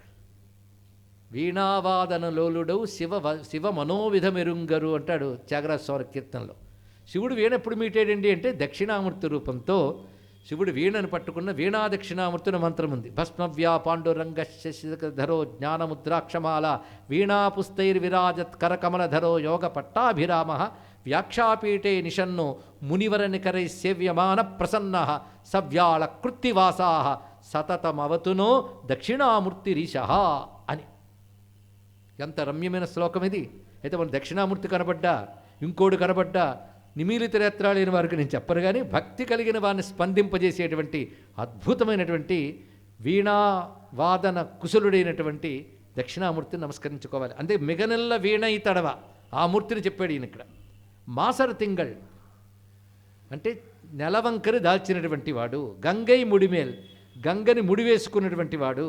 అలాంటి శివుడు అంటే ఎవడు అర్ధనారీశ్వరుడు, ఎవడు నీలకంఠుడు, ఎవడు వీణావాదన కుశలుడు, ఎవడు చంద్రశేఖరుడు, ఎవడు గంగాధరుడు, అలాంటి స్వామి అంటే స్వరూపాన్నంతటిని భావించి ఒళమే పుగందాదనాల్ అలాంటి వాడు నా హృదయంలో ఉన్నప్పుడు సూర్యుడు, చంద్రుడు, మంగళుడు, బుధుడు, గురుడు, శుక్రుడు, శని అన్ని వారాలు మాకు మంచివే, అన్ని క్షేమమే అని ఒక స్టాంజాలో పద్యంలో చెప్తే తిథులు చెప్తాడు మరుగుదానంలో.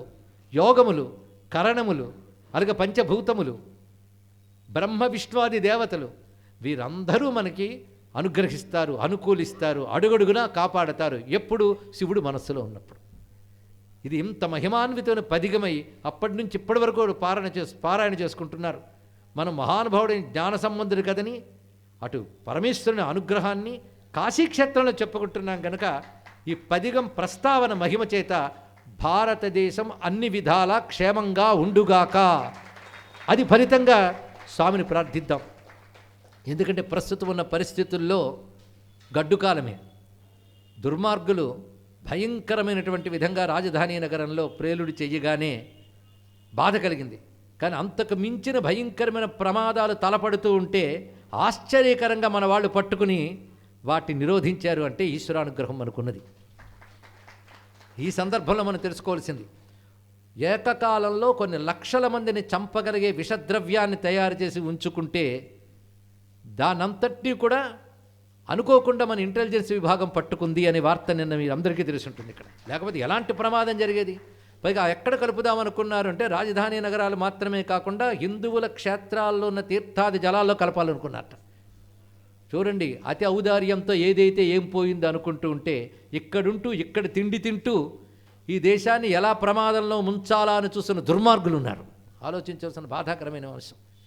అరే వాడు దుర్మార్గులు, వాళ్ళ నుంచి రక్షించాలి అనగానే మతవాదం కింద దాన్ని చిత్రీకరించి హిందుత్వ అనే ఒక దోషంలాగా ఎత్తి చూపిస్తూ సనాతన ధర్మాన్ని, దేశాన్ని దెబ్బతీయదలుచుకున్నటువంటి దేశద్రోహులైన వారు ఒక నాయక స్థానంలో కూర్చునే దుస్థితి వచ్చింది మనకి.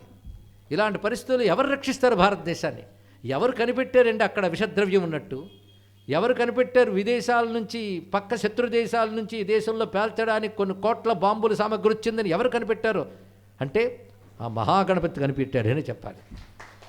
ఎందుకంటే బండాసుర యుద్ధంలో వేసిన విఘ్నశిలా యంత్రాన్ని ఆఖరికి శక్తిశాలను కూడా గుర్తించలేకపోతే అది ఎక్కడున్నాయో కనిపెట్టి చూర్ణం చేసిన వల్లభ గణపతి నమస్కారం చేసుకోవాలి. ఆయన ఎవరి పుత్రుడో శివునికి నమస్కారం.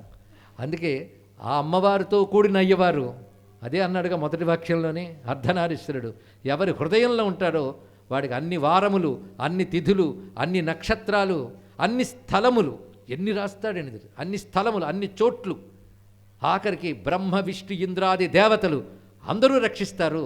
వారికి ఏ ప్రమాదం రాదు, అంతా నల్ల నల్ల అంటే బాగు అంతా క్షేమమే అని జ్ఞాన సంబంధుడు ఈశ్వర కోటికి చెందిన సుబ్రహ్మణ్య స్వరూపుడు అనేటువంటి మహనీయుడు పలికిన మాటల్లో వాటి ప్రస్తావించుకున్నందుకు ఆ విశ్వేశ్వర స్వామి అనుగ్రహించి సనాతన ధర్మాన్ని, భారతదేశాన్ని సుస్థిరంగా, క్షేమంగా, భద్రంగా కాపాడుగాక. భారతవాసులందరూ క్షేమంగా ఉందురుగాక. ప్రపంచమంతా అనొచ్చు కదా అంటే ప్రపంచమంతా కూడాను భారతదేశం అభ్యుదయించి తట్టుకోలేని పరిస్థితుల్లో ఉంది. అందుకే భారతదేశం రక్షింపబడితే ప్రపంచం క్షేమంగా ఉంటుంది. భారతదేశానికి ఆ శక్తి ఉంది కనుక ప్రపంచాన్ని కూడా రక్షించగలిగినటువంటి దృఢత్వం భారతదేశానికి ఉంది. జ్ఞానం ఇవ్వాలన్నా భారతదేశమే ప్రపంచానికి ఇవ్వగలదు, రక్షణనివ్వాలన్నా భారతదేశమే ఇవ్వగలదు, శాంతిని ప్రపంచానికి ప్రసాదించాలన్నా భారతదేశానికే సాధ్యం. అలా చేయగలిగినటువంటి దిటవు కలిగిన యోధులు, శివభక్తులు పాలక స్థానంలో ఉన్నారు గనక వాళ్ళ పాలన వర్ధిల్లుగాక, వాళ్ళ పాలనలో భారతదేశం వర్ధిల్లుగాక అని నమస్కారం చేసుకుంటూ ఈ కోళర పదిగం అందుకే ఒక్కసారి ఇక్కడ స్మరించుకున్నాం. పరమేశ్వరుడు ఈ విధంగా క్షేత్రాలకు తిప్పుకోవడం, లీలలు చేయడం, అరుణాచలం దగ్గర ఎంత పనిచేశాడండి. అడితిప్పిడి తిప్పి దొంగలను పంపించి ఆఖరికి అసలు రూపం చూపించి పాటలు పాడించుకున్నాడు. ఈ చేసిన లీలంతా వీళ్ళకి మధురానుభూతి అయిపోయి పాటల్లోకి వచ్చేసింది. ఆ శివలీలలు అంత చక్కగా ఉంటాయి. అందరికీ ఎన్ని చేశాడు. సుందరార్ గురించి చెప్పుకున్న ఎన్నో లీలలో ఒక లీలలో ఆ మహానుభావుడు ఆవర్తపురమునకు చేరుకున్నాడు. అప్పుడు సుందరార్ మధ్యలో ఎందుకు వెళ్ళామంటే అక్కడ వదిలేసింది ఇక్కడ చెప్పుకోవచ్చు. భక్తుల గురించి ఆవర్తపురమును ఊరికి వెళ్ళాడు. అక్కడ స్వామిని దర్శించి అక్కడ మఠంలో నిద్రిస్తున్నాడు. కొన్ని క్షేత్రాలు తెలిసి వెళతారండి, కొన్ని ఉన్నాయని కూడా తెలియవు. అలా ఉంటాయి. ఆయన రప్పించుకుంటే వెళ్ళగలం. ఆయనకు స్వప్నంలో శివుడు కనబడ్డాడు. ఈ రూపం ఎలా ఉన్నదంటే తడతళ్లాడుతున్న తెల్లని స్వరూపం, అందమైన రూపంతో ఉన్నాడు. యువకుడు 16 ఏళ్ల ప్రాయంలో కనబడ్డట. మరి షోడశ రూపులు భారీగా 16 ఏళ్ల ప్రాయంతో కనబడి ఒక చెయ్యి నడుముకు పెట్టుకుని మరొక చేత్తో ఒక సువర్ణమైన వేత్రం పట్టుకున్నాడు. వేత్రం అంటే ఒక బెత్తం లాంటిది, ఒక దండము, దాని పైన బంగారు కమలం దానికి పొదగబడి ఉంది. ఇది పట్టుకుని కనబడ్డాడు. ఇదేమిటి ఈయనెవరు కొత్తగా కనబడుతున్నాడంటే అప్పుడు తనను పరిచయం చేసుకున్నాడు. ఇక్కడ కొంత దూరంలో జ్యోతిర్వనమునుంది, అక్కడికి రా, నేను నీకు కనబడతాను. ఇప్పుడు నువ్వు ఉన్న చోటు ఏది ఉందో అది శ్రీ భూమినాథేశ్వర స్వామి ఆవర్తపురంలో. అక్కడ అమ్మవారి పేరు సహాయవల్లి. సహాయవల్లి సమేత భూమినాథేశ్వర స్వామి. నన్ను కాళీశ్వరుడు అంటారు.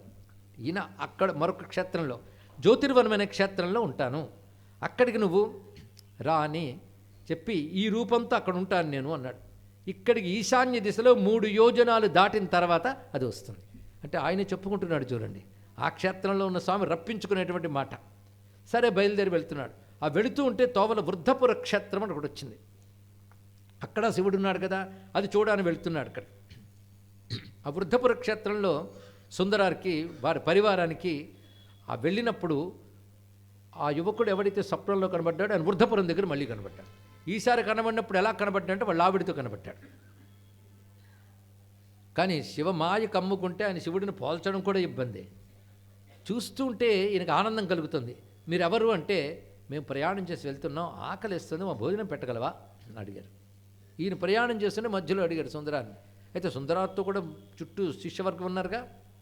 సరే అలాంటి ఎవరో మహానుభావుడు శివభక్తుడు వస్తే తప్పకుండా భోజనం పెట్టాలిగా, పెడతాను, మీరు ఒక్కసారి నదికి వెళ్ళి స్నానం వచ్చే లోపల వంట ఏర్పాటు చేస్తాను అన్నారు.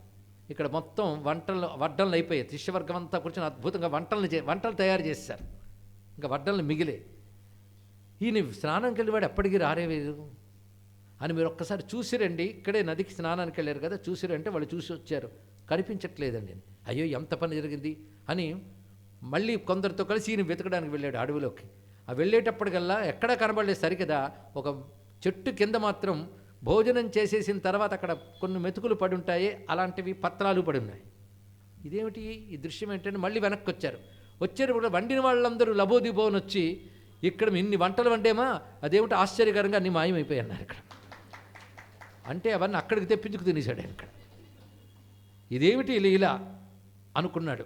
అప్పుడు పరమేశ్వరుడు ఇది నేను చేసినదే, ఎందుకు నువ్వు ఆ చోటుకు రా, అక్కడ నుంచి బయలుదేరు, ఎక్కడ ఆగిపోతావేమని చెప్తున్నాను, అక్కడి నుంచి రా అంటే మరి దారి నాకు ఎలా కనబడుతుంది, మధ్య మధ్యలో అంతర్ధానం అయిపోతున్నావు కదా, ఎలా వస్తాను, ఎందుకంటే ఈ ఫలానా ఇన్ని యోజనాలు నేను చెప్పు. మేము వస్తూ ఉంటే 2-3 చీలికలు కూడా కనబడుతున్నాయి దారులు, ఎటు వెళ్ళాలి అంటే నీకు ముందు ఎద్దు కాలి గిట్టలు కనబడుతుంటాయి, వాటిని అనుసరించిరా అన్నాడు.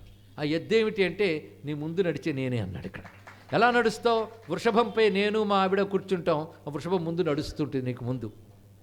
ఈ స్వరూపం సామాన్యమైంది కాదండి, ఇది పతిషద్రుద్ర రూపం అని మంత్రశాస్త్రం చెప్తున్న స్వరూపం. ఇక్కడ ఈయన్నే మార్గసహాయేశ్వరుడు, మార్గబంధు అని అంటారు. ఇక్కడ పతిషద్రుద్ర. ఇవాళ ఈ మాట కూడా ఒక్కసారి అనుకున్నాం. ఈ రోజుల్లో ప్రయాణాలు అవి కూడా భయం పడే పరిస్థితుల్లోకి వెళ్తున్నాం. అది ఆకాశ పథం కావచ్చు, జలపథం కావచ్చు, స్థల పథం కావచ్చు, ఏ పథంలో అయినా పతిషత్ స్వామి రక్షించాలి. పథీనాం పతయే నమః రుద్రం చెప్తోంది. ఈయన్నే మార్గబంధు, మార్గ సహాయేశ్వరుడు అంటారు. ఆ స్వరూపం ఎలా ఉంటుందో శాస్త్రం వర్ణించింది. ఆత్మసజ్జ ధనుర్బాణధరం వృషభవాహనం అన్నపూర్ణా సమాశ్లిష్టం పతిషద్రుద్రమాశ్రయే. దీనికి మూలమంత్రం ఉంటాయి కానీ ఆ ధ్యాన శ్లోకంలోనే మంత్ర రహస్యం ఉంది కనుక మంత్రాలు ఉపదేశం లేకుండా చేయకూడదు, కానీ ధ్యాన శ్లోకాలు చదువుకుంటే మంత్రఫలితం లభిస్తుంది. ఎలా ఉన్నాడు ఆ రూపాన్ని కూడా ఒక్కసారి ధ్యానించుకుందాం. ఆత్మసజ్జ ధనుర్బాణధరం, చేతిలో ధనుస్సు పట్టుకున్నాడు, అమ్ములు పొదుంది, ధనుస్సుకు బాణం ఎక్కువ పెట్టించాడు రెడీగా, అంటే ఎవడైనా వస్తూ కొట్టేయడానికి, అంటే మళ్ళీ తీసి కొట్టేయడంత విరామం కూడా లేకుండా అలా సిద్ధంగా పట్టుకున్నాడు. ఆత్మసజ్జ ధనుర్బాణధరం వృషభవాహనం. పక్కన ఎవరున్నారంటే అన్నపూర్ణ సమాశ్లిష్టం. అమ్మవారికి అనేక పేర్లు ఉండొచ్చు కానీ ఇక్కడ వాడు అన్నపూర్ణ అంటే తోవలో ఆకలి బాధ కూడా దప్పిక బాధ లేకుండా చేస్తుంది ఆవిడ. ఈ స్వరూపాన్ని మనస్సులో భావించి ఏ ప్రయాణానికి బయలుదేరినా శివరక్ష ఉండి తీరుతుంది. ఇది పతిషద్రుద్ర. అందుకే పథీనాం పతయే నమః అని రుద్రం చెప్పిన దానికి మంత్రశాస్త్రం పతిషద్రుద్ర మంత్రాన్ని చెప్తోంది మనకి. అలాంటి రుద్రస్వరూపం ఆయనే ఇక్కడ మార్గం చూపిస్తున్నాడు. అయితే ఒక్కసారి ఈయన కనబడ్డాడు, మళ్ళీ అంతర్ధానం అయిపోయాడు. కానీ గిట్టలు కనబడతాయి, గిట్టల గుర్తులు కనబడతాయి అన్నాడు. ఎదురుగా ఆయన వెళ్తున్నాడు, గిట్టల గుర్తులు కనబడుతున్నాయి. అలా ప్రయాణం చేస్తూ వెళ్తున్నాడు. అక్కడ ఒక మాట అంటాడు ఉపమన్యు మహర్షి, వృషఖురన్యాసానువర్తి అన్నాడు. ఇక్కడ వృషఖురన్యాస అనువర్తి అంటే ఖురం అంటే గిట్ట, వృషభం పెట్టిన గిట్ట దాన్ని అనుసరించి అది న్యాసము అంటే దాన్ని గుర్తుగా అది ఉంచిన చోటుని చూస్తూ వెళుతున్నటువంటి వాడు సుందరార్. అలా వెళుతూ ఉండగా కొంత దూరం ఎట్టి మళ్ళీ కనబడలేదు. ఇదే ఆట అంటే అయోమయంలో పడ్డాడు. అప్పుడు ఈయనకి మాత్రమే మళ్ళీ కనబడి ఏం ఆగిపోయా రా అన్నట్టు ఇక్కడ. మరి నువ్వు ఆగిపోయినట్టున్నావు, అవునా అయితే పద అన్నాడు. ఇలాగా మధ్య మధ్యలో ఆడుకుంటూ ఒక చోటుకి తీసుకెళ్ళి అంతర్ధానమయ్యాడు. అక్కడ ఎలా కనబడంటే నేలంతా లింగకోటి ప్రపూర్ణం అన్నాడు. కోట్ల కూడా లింగాలు కనబడుతున్నాయి అక్కడ అంతా కూడా. అడుగు వేయడానికి భయం వేసింది, అన్ని లింగాలు కనబడుతున్నాయి. అప్పుడు ఎలా వెళ్తాడు అంటే ఇదే జ్యోతిర్వన క్షేత్రం, దాని పేరే జ్యోతిర్వన క్షేత్రం. ఇక్కడ నేను కాళీశ్వరుడు అనే పేరుతో ఉంటాను. అమ్మవారు స్వర్ణవల్లి, ఈ పేర్లు విన్నా చాలా ధన్యత అండి. స్వర్ణవల్లి సమేత కాళీశ్వరుడు, కాల ఈశ్వరుడు, ఆ స్వామి అక్కడ ఉన్నాడు. అయితే ఎలా వెళతాను, అన్నీ లింగ ప్రపూర్ణమైంది కదా, ప్రధానమైన ఆలయం అది. కానీ ఎలా వెళతానంటే పక్కన ఒక తోవ చూపించాడు ఆయన ఈశ్వరుడు. అప్పుడు ఆ పక్క త్రోవలోంచి భక్తులతో సహా వెళ్ళేటప్పటికల్లా ఆలయం దూరం నుంచి కనబడుతుంది. ఇంక దగ్గరికి వెళ్ళిపోతాను అనగానే ఆలయం అంతర్ధానమైపోయింది. అంటే ఇలాంటి గుప్త క్షేత్రములు కొన్ని ఉంటాయని చెప్పడం కోసం. కాశీలో కూడా ఇలాగే అనేక దివ్యలింగములు దివ్యాలయములు ఉంటాయని కాశీఖండం వర్ణించింది. గూఢమ్ములు అగూఢమ్ములు గూఢాగూఢంబులు అని 3 రకాలుగా ఉంటాయని చెప్పాడు కాశీలో. అలాగే దివ్యక్షేత్రముల్లో ఇప్పటికి ఉంటాయి. మనం చూడగలిగే ఆలయాలు కొన్ని. అక్కడికి వెళ్ళినా మనకు రాళ్లతో కట్టిన గుళ్ళు కనబడతాయి, కానీ జ్యోతిర్మయమైన ఆలయాలు ఉంటాయి మన కంటికి కనబడవు. కాశీలో అలాంటివి కోట్ల కొలది ఉంటాయట. అయితే కొన్ని మనకు కట్టిన ఆలయాలు కనబడితే కొన్ని కనబడవు, కొన్ని కనబడుతూ ఉంటాయి కానీ పోల్చలేము, అలా ఉంటాయి. ఇవి దివ్యక్షేత్రములకు లక్షణం ఇది ఇక్కడ. కనుక కొన్ని క్షేత్రాలను పోల్చడం కష్టం, అందుకే కళ్ళలో కనబడి రప్పిస్తున్నాడు. మామూలు వాళ్ళు వెళ్ళగలిగేది ఇవి కాదు. కనుకనే ప్రసిద్ధి చెందిన క్షేత్రములు కొన్ని స్థూలంగా కనబడితే కంటికి కనబడిన సూక్ష్మ క్షేత్రాలు ఎన్ని ఉన్నాయో అది ఆయన అనుగ్రహించాలండి, అంతే. ఇవి యోగుల చరిత్రల్లో ఇలాంటివి కనబడుతూ ఉంటాయి. మొత్తానికి మొత్తం అక్కడ కనబడింది సరస్సే. ఎక్కడైతే వీళ్ళు ఆలయం ఉందనుకున్నారో అక్కడ చూస్తే మొత్తం సరస్సే కనబడుతుంది. ఇదేమిటినది ఆశ్చర్యపోయి వెళ్ళి, స్వామి ఇలా లీల చేయదుగునా, దూరం నుంచి గోపురం చూస్తే ఇంక నీ దర్శనమే అని మురిసిపోతూ ఉంటే ఇలా చేసేవేంటి, దుఃఖంతో పదిగం పాడాడైనా. అది పాడించుకోవడానికి లీల చేసేయడము. వెంటనే మళ్ళీ ఆలయం కనబడింది. లోపల పరమేశ్వరుడు ప్రత్యక్షమయ్యాడు. ఎలా ఉన్నా అంటే ఆలయం పేరు యువేశ ఆలయం అని పేరు. యువేశ్వరుడు అంటే యువ రూపంలో ఉన్న ఈశ్వరుడు. కల్లో కనబడ్డవాడు కుర్రాడే, 16 ఏళ్ళు. అమ్మవారి పేరు స్వర్ణవల్లి, ఆవిడ యువతే. నమశివాభ్యాం నవయౌవనాభ్యాం పరస్పరాశ్లిష్ట వపుర్ధరాభ్యాం నగేంద్రకన్యా వృషకేతనాభ్యాం. పండు ముసలు రూపంలోనే ఆయనే కనబడ్డాడు, యువక రూపంలోని ఆయనే కనబడ్డాడు, అవసరమైతే శిశు రూపంలో కూడా కనబడతాడు. అందుకే నువ్వు వృద్ధాయచ సంవృధ్వనేచ, అదే ఆయన. అదేవిధంగా అపగల్భాయచ, అపగల్భాయ అంటే శిశు రూపంలో ఉన్నవాడిని అర్థం ఇక్కడ. ఇలాగా రుద్రమంత్రాలన్నీ లీలా రూపంలో చూపిస్తున్న పరమేశ్వరుడికి నమస్కారం చేసుకుంటూ అప్పుడు స్వామిని దర్శించి పదిగం పాడాడు సుందరారు. ఇందాక మన జ్ఞానసంబంధుల కథలో ఉన్నామని తెలుసు, కానీ ఆయన లీల ఎక్కడైతే అరుణాచలానికి తీసుకెళ్ళినప్పుడు ఈయన ఆట ఆడాడో అదే ఆట సుందరార్తో ఎలా ఆడాడో అనేది గుర్తుకొచ్చి అక్కడ చెప్పనిది ఇక్కడ చెప్పుకున్నాం. మళ్ళీ ఇలా మొత్తం క్రమంగా మళ్ళీ ఆయన ఇవన్నీ చూసి మళ్ళీ వచ్చిన క్షేత్రం ఏంటంటే చిదంబరం. ఆ చిదంబరంలో చేరుకోగానే మళ్ళీ అక్కడ పవిత్ర సోపానములు ఉన్నాయి, అంటే పంచాక్షరి సోపానము. అక్కడున్న పరమేశ్వరుడు మళ్ళీ రచనలు చేస్తూ కనకసభకు ప్రదక్షిణ చేసి అక్కడ మళ్ళీ మఠంలో కొన్నాళ్ళు ఉండి మళ్ళీ శీర్గాళికి వచ్చాడు. అక్కడి నుంచి బంధువులతో వాళ్ళతో అందరితో కలుస్తూ కొంతకాలం శీర్గాళిలు ఉన్నాడు. ఆ సమయంలో ఏమనుకున్నారంటే అందరూ కూడా ఈయనకి వివాహం చేయాలి అని వచ్చి, నీకు ఇంకా వివాహ ప్రయత్నాలు ప్రారంభిస్తామని అన్నారండి పిల్లవాడితో. ఈయన అంటున్నాడు, ఏం చేయాలి ఇప్పుడు, సంబంధాలు చూస్తున్నామని. నా పేరే సంబంధుడు, నా సంబంధం అంతా జ్ఞాన సంబంధం. ఏ సంబంధం? శివజ్ఞాన సంబంధం. కనుక నా సంబంధం శివునితోనే తప్ప ఇంకే సంబంధాలు నాకొద్దు, ఇది చెప్పాడు. అలాగంటే ఎలాగయ్యా, నువ్వు ఉద్భవించిందే వేద మార్గ ఉద్ధరణకి. వేద మార్గంలో బ్రహ్మచర్యం గార్హస్థ్యం 2 ఉన్నాయి కదా, తర్వాత వానప్రస్థ సన్యాసాలు. కానీ గృహస్థాశ్రమం స్వీకరించాలి. అది ఎందుకు అంటే శారీరకమైనటువంటి కొన్ని స్థితులు ఉంటాయి కనుక దానికి అనుగుణంగా అని కాదు, ధర్మరక్షణకి యజ్ఞ నిర్వహణకై గృహస్థాశ్రమం స్వీకరించాలి. కనుకని ధర్మపత్ని అంటే పతి చేసే యజ్ఞములు యందు ఆమె ఉండాలి, లేకపోతే యజ్ఞములు జరగవు. పైగా మన అనుచానంగా సంప్రదాయబద్ధంగా అగ్నిహోత్ర ఆరాధన చేసేటువంటి కుటుంబం మనది, నిత్యాగ్నిహోత్రికులం. ఆ అగ్నులు రక్షింపబడాలంటే భార్య ఉన్నవాడి వల్లనే యజ్ఞములు ఉంటాయి. అందుకే నువ్వు వివాహం చేసుకోవాలి అని చెప్పగానే వైదిక మార్గ ఉద్ధరణకై అవతరించిన నువ్వు వేదసమ్మతమైన గార్హస్థ్య ధర్మం నిలపడానికై వేదాధ్యయనం చేసావు గనక క్రతువులు కూడా ఆచరించాలి, అందుకే నువ్వు వివాహం చేసుకోవాలని చెప్తే సరే అని అంగీకరించాడు. ఇంకా సంబంధాన్ని చూస్తున్నారండి. తిరునల్లూరు, అక్కడ స్వామి పేరు తిరుపెరుమాన్ స్వామి పేరు, అంటే శ్రీభద్రపురం అని ఆ క్షేత్రం పేరు సంస్కృతంలో. అక్కడ స్వామి శ్రీభద్రపురేశ్వరుడు, శ్రీభద్రపుర ఈశ్వరుడు. దాన్నే తిరునల్లూరు అంటారు. ఇప్పటికీ ప్రసిద్ధి చెందినటువంటి చోటు తమిళనాడు తిరునల్లూరు అంటే. అక్కడికి ఒక యోగ్యమైనటువంటి వైదిక సంబంధం కుదిరింది. ఆ అమ్మాయిని అంగీకరింపజేశారు.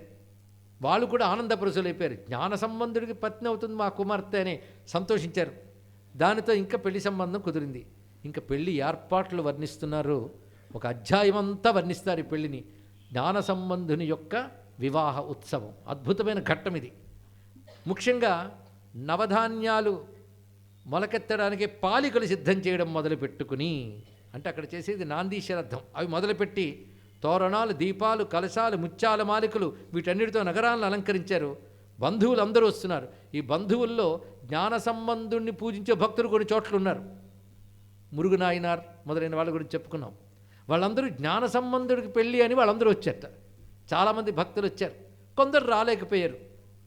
ఎవరికి యోగం ఉందో వాళ్ళు వచ్చారు అన్నాడు ఒక మాట. ఏమిటా యోగం చూద్దాం. మొత్తానికి ఇంతమంది పెళ్ళికి వచ్చారు. ఇంకా బంధువర్గం చాలామంది వచ్చారు. ఇంకా తల్లిదండ్రుల హడావిడి అంతా ఇంత కాదు. అందులో ప్రసిద్ధి చెందిన మహానుభావుడు, కళ్యాణ సన్నాహాలు మొదలయ్యాయి. ఇలా ఇక్కడ ఈ నగరమంతా చక్కగా అలంకరించుకుని ఉంచారు. దాని తర్వాత వీళ్ళందరూ ఆడపెళ్లి వారింటికి వెళ్ళి వివాహం చేసుకోవాలి. ఇక్కడ పెళ్లి కొడుకు అయ్యాడు ఆయన. మంగళ స్నానం చేసిన తర్వాత హస్తానికి ఒక కంకణం కట్టి మంగళవాద్యాలతో ఊరేగించి సంబంధనకు పెళ్లి కొడుకు వేషంలో చక్కగా అందరూ చూసి మురిసిపోతున్నారు. 16 ఏళ్ల పిల్లవాడు అని, యువకుడు. అలా వెళుతూ ఉండగా ఒక రోజున ప్రాతకాల విధులు చేసుకుని తోణయప్పర్ అంటే సిర్గాళిలోని శివునికి నమస్కారం చేసుకుని ఒకవైపు యోగినులతో వీరందరితో పాటు ఆయన బయలుదేరుతూ వెళ్తున్నాడు. ఇక్కడ వెళుతూ క్రమంగా తిరునల్లూరు చేరుకున్నారు. చేరుకోగానే మగపెళ్లి వారికి చక్కగా ఎదుర్కోలు పలికి స్వాగత సన్నాహాలు పలికి వారికి మంచి విడుదల ఏర్పాటు చేశారు. అక్కడున్న పరమేశ్వరుని ముందు దర్శిస్తాను వెళ్ళాడు ఈయన. వెళ్ళి స్వామిని చూస్తూ పంచాక్షరితో స్వామిని కీర్తించి పదిగములు పాడి మళ్ళీ తన విడిది గృహానికి వచ్చాడు. ఈ లోపల వివాహ లగ్నం వచ్చింది. అద్భుతంగా కళ్యాణ వేదిక ఏర్పాటైంది. దేవతలు కూడా కళ్యాణానికి వచ్చారని వర్ణించాడు సెక్యులర్. అటువంటి దివ్యమైనది, అంత మహాపురుషుడు అవతారమూర్తి యొక్క ఈశ్వర కోటికి చెందిన వాని యొక్క కళ్యాణం కదా, అందుకు అంత సందడి. ముత్తైదువులు పూర్ణ కుంభాలతో ఎదుర్కోలు పలికారు. వెలుగుతున్న ప్రమిదలతోనూ చందనాలతోనూ పూలమాలికలతోనూ స్వాగతాలు పలికారు. చక్కగా అలంకరింపడినటువంటి కళ్యాణ మండపం అది. అక్కడ వరుడు కూర్చున్నాడు. ముందు తాను చేయవలసినటువంటి ఏ క్రతువులున్నాయి చేసిన తర్వాత అప్పుడు ఆ పాదములు కడిగాడు ఆ తండ్రి వచ్చి, ఆనందాశ్రులతోనే కడిగాడు. ఆ తర్వాత ఆమె తన కూతురి చేతిని జ్ఞాన సంబంధుడి చేతిలో పెట్టి పాణిగ్రహం కన్యాదానం చేశారు. అప్పుడు ఒక మాట అంటాడు సెక్యులర్, చూస్తున్న వాళ్ళందరూ దేవతలు అయిపోయారు అన్నాడు. అంటే అర్థం ఏంటంటే ఎవరికి కనురెప్ప పడట్లేదుట, కనురెప్ప వేయకుండా చూస్తున్నారు కనుక అనిమిషులు అయ్యారు అని చక్కటి వర్ణన చేశాడు. అలా వారందరూ చూసి ఆనందిస్తున్నారు. వెంటనే వేదమంత్రములు పలుకుతున్నాయి. పాణిగ్రహణం అయిపోయింది. అగ్నిహోత్రం రగిల్చారు. అక్కడ చేయవలసిన లాజహోమం అవి. అగ్నిహోత్ర క్రియ చేసిన వెంటనే ప్రదక్షిణ చేయమన్నారు. లేచాడు ఆయన. అటు ప్రదక్షిణ, ఆ తర్వాత ఆమె సన్నికల్లు మీద పాదం పెట్టాలి, ఈయన మట్టెలు తొడగాలి. ఆ క్రియలు ఆపేశాడు ఆయన. నేను ప్రదక్షిణ చేయవలసిన అగ్ని వేరే ఉన్నది అన్నాడు. ఇక్కడ అగ్ని నిత్యం జ్వలిస్తోంది, ఎవరు జ్వలింపజేయవలసిన అగ్ని కాదు. ఆ అగ్ని ఒకటి ఉన్నది, పదండి అగ్ని దగ్గరికి వెళదామని అప్పటికప్పుడు లేచాడు ఆయన. వెంటనే ఆయన భార్య ఆయన్ని అనుసరిస్తూ ఉన్నది. బంధువులు అందరూ మొత్తం పెళ్లి మండపానికి వచ్చిన వాళ్ళందరూ ఆయన వెంట వెళుతున్నారండి. తిన్నగా ఆయన ఆ తిరునల్లూరు పరమేశ్వరుడు ఆలయంలోకి వెళ్ళాడు. తిన్నగా అదిగో ఆ అగ్నియే అంటూ పదిగం పాడుతున్నాడు.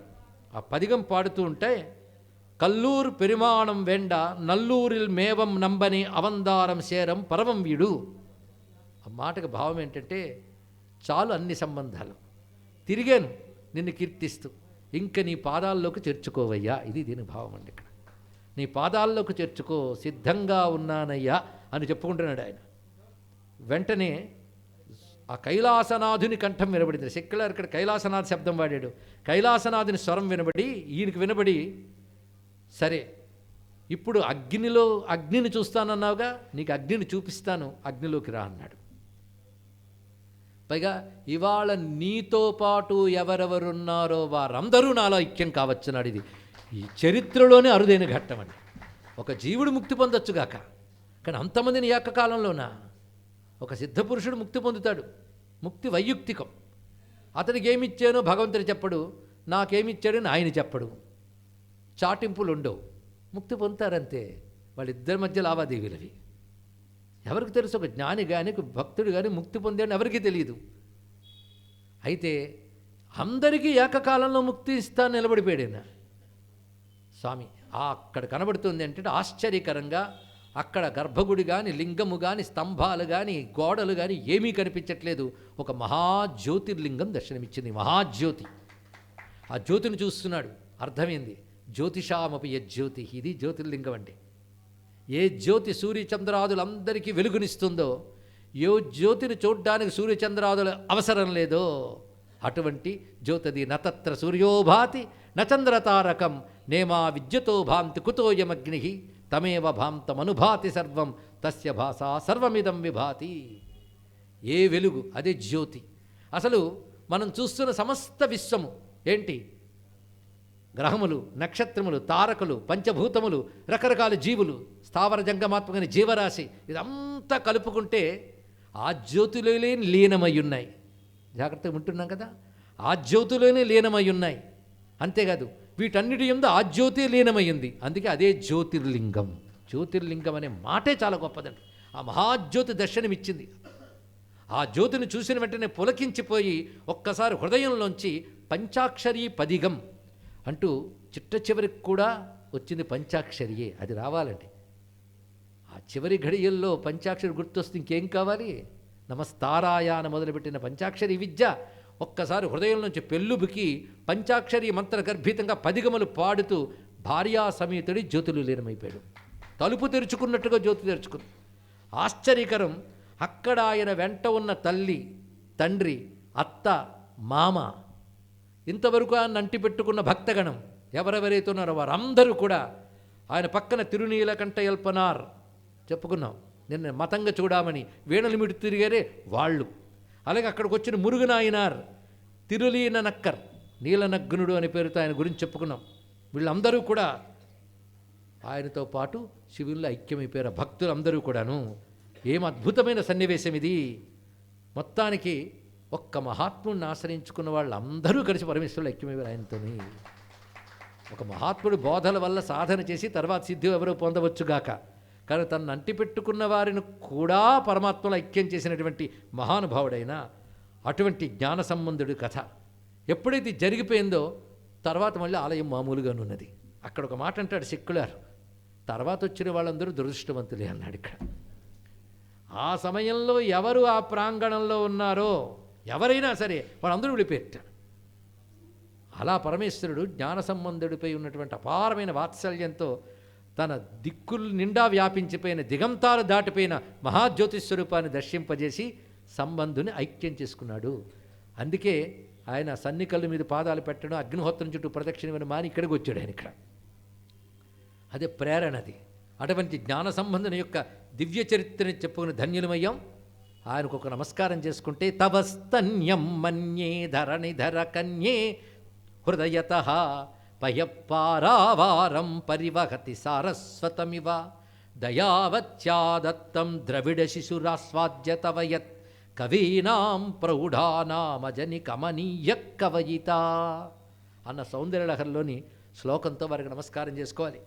ఓ జగన్మాత, ఓ ధరణిధర కన్యే, పర్వతరాజపుత్రి, నీ హృదయంలో ఉన్న అమృతమయమైనటువంటి శివజ్ఞాన క్షీరాన్ని బంగారు గిన్నెలో పిండి ఇచ్చేవ పిల్లవాడికి, దానితో పరివహతి సారస్వతమివ మహాసరస్వతి ప్రవాహం ప్రవహించిందా అన్నట్లుగా అతడు ధన్యుడై లోకాన్ని ధన్యత చేశాడు. అటువంటి నీకు నమస్కారమమ్మా అన్నారు. అందుకే జ్ఞాన సంబంధుని గుర్తు తెచ్చుకోగానే జ్ఞానక్షీరం ఇచ్చి పసిరి గిన్నెలు ఇచ్చి పసిరి గిన్నె చేతిలోనే వదిలేసి వెళ్ళిపోయిందట. ఈ గిన్నె చూసి ఏం తాగేవరా అన్నాడు వాళ్ళ అన్న.